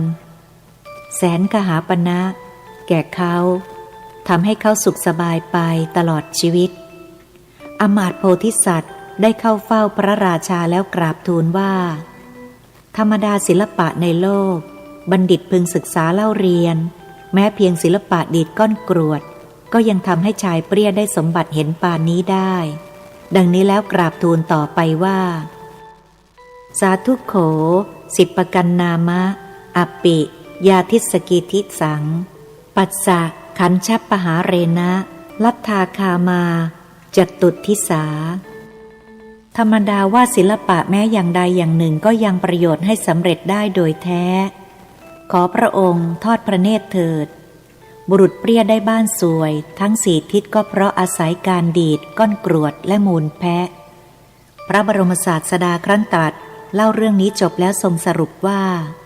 ชายเปรี้ยที่ดีดก้อนกรวดนั้นได้มาเป็นภิกษุนี้พระราชาได้เป็นพระอานนท์ส่วนอมาตย์ผู้เป็นบัณฑิตก็คือพระองค์เองดังนี้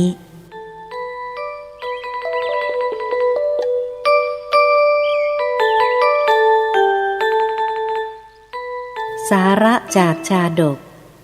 ศิลป์คือศิลปะคือการแสดงออกมาหรือการถ่ายทอดออกมาซึ่งความรู้ความสามารถที่ได้เรียนรู้ได้ฝึกปรือหรือที่ติดตัวมาแต่เกิดให้ปรากฏแก่คนอื่นได้อย่างงดงามด้วยวิธีการต่างๆทางมือบ้างทางปากบ้างทางอวัยวะอื่นๆบ้างทำให้ผู้ที่ได้รับรู้เกิดความรู้สึกชอบพอหรือพอใจเป็นต้นมีชื่อเรียกแยกตามประเภทไปต่างๆว่าวิจิตรศิลป์มัณฑนศิลป์นาฏศิลป์ดุริยางคศิลป์เป็นต้นศิลปะทั้งหลายบรรดามีในโลกมีแต่ให้คุณทั้งสิ้นไม่มีให้โทษแม้แต่น้อยแต่ที่ศิลปะให้โทษนั้นไม่ใช่เกิดจากตัวศิลปะเองหากเกิดจากคนที่รู้ศิลปะนั้นใช้ศิลปะไปในทางที่ผิดไม่ถูกต้อง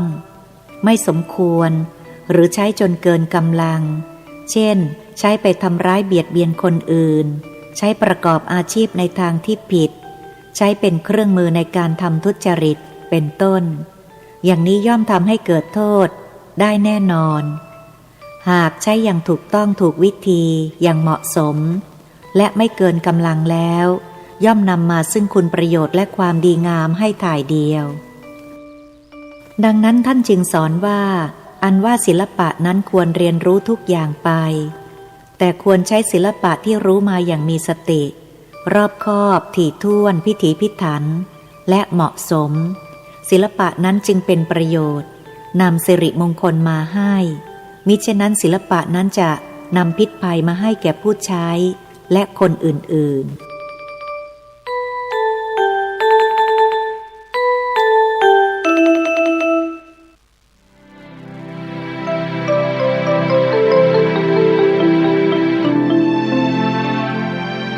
โปรดติดตามรับฟังเรื่องใหม่โดยชมรมสถานีวิทยุเพื่อการเผยแผ่พระพุทธศาสนาในวันเวลาและทางสถานีเดียวกันนี้ขอให้ทุกท่านโชคดีมีความสุขสวัสดีครับ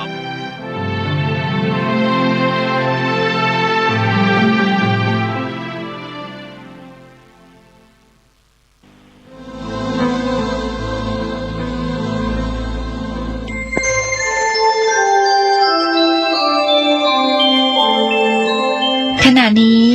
ท่านกำลังฟังสถานีวิทยุกระจายเสียง FM 104.5 เมกะเฮิรตซ์ กฐินทานคือสังฆทานบุญทานยิ่งใหญ่1 เดือนท่านกำหนดไว้นับตั้งแต่วันออกพรรษาถึงขึ้น15 ค่ำเดือน12สิ้นสุดเวลาเป็นการละทานล้ำค่าสืบทอดนานมาแต่ครั้งพุทธกาลขอเชิญชาวพุทธร่วมใจกันทำบุญทอดกฐินบำรุงพระสงฆ์ผู้ทรงศีลทำรงพุทธศาสตร์ยืนนานล้อมรวมศรัทธาเพิ่มพูนกุศลบุญทานต่อยอดประเพณียาวนานทอดกฐินทานตามกาลเวลาสร้างมนุษย์สมบัติสวรรค์สมบัตินิพพานสมบัติเพิ่มพูนศรัทธาปัญญาขจัดความตระหนี่ห่างไกลชีวาสร้างเหตุความร่ำรวยด้วยกฐินทานล้ำค่าสร้างเหตุปัจจัยด้วยศรัทธาด้วยปัญญารู้เห็นทำตามจริงขอเชิญสาธุชนสร้างบุญกุศลยิ่งใหญ่ร่วมทอดกฐินด้วยใจสร้างหลักชัยชีวิตไว้พึ่งพิงทานศีลภาวนาทำให้ครบถ้วนเกิดสุขแท้จริงเพิ่มบุญกุศลสูงยิ่งบุญทอดกฐินทาน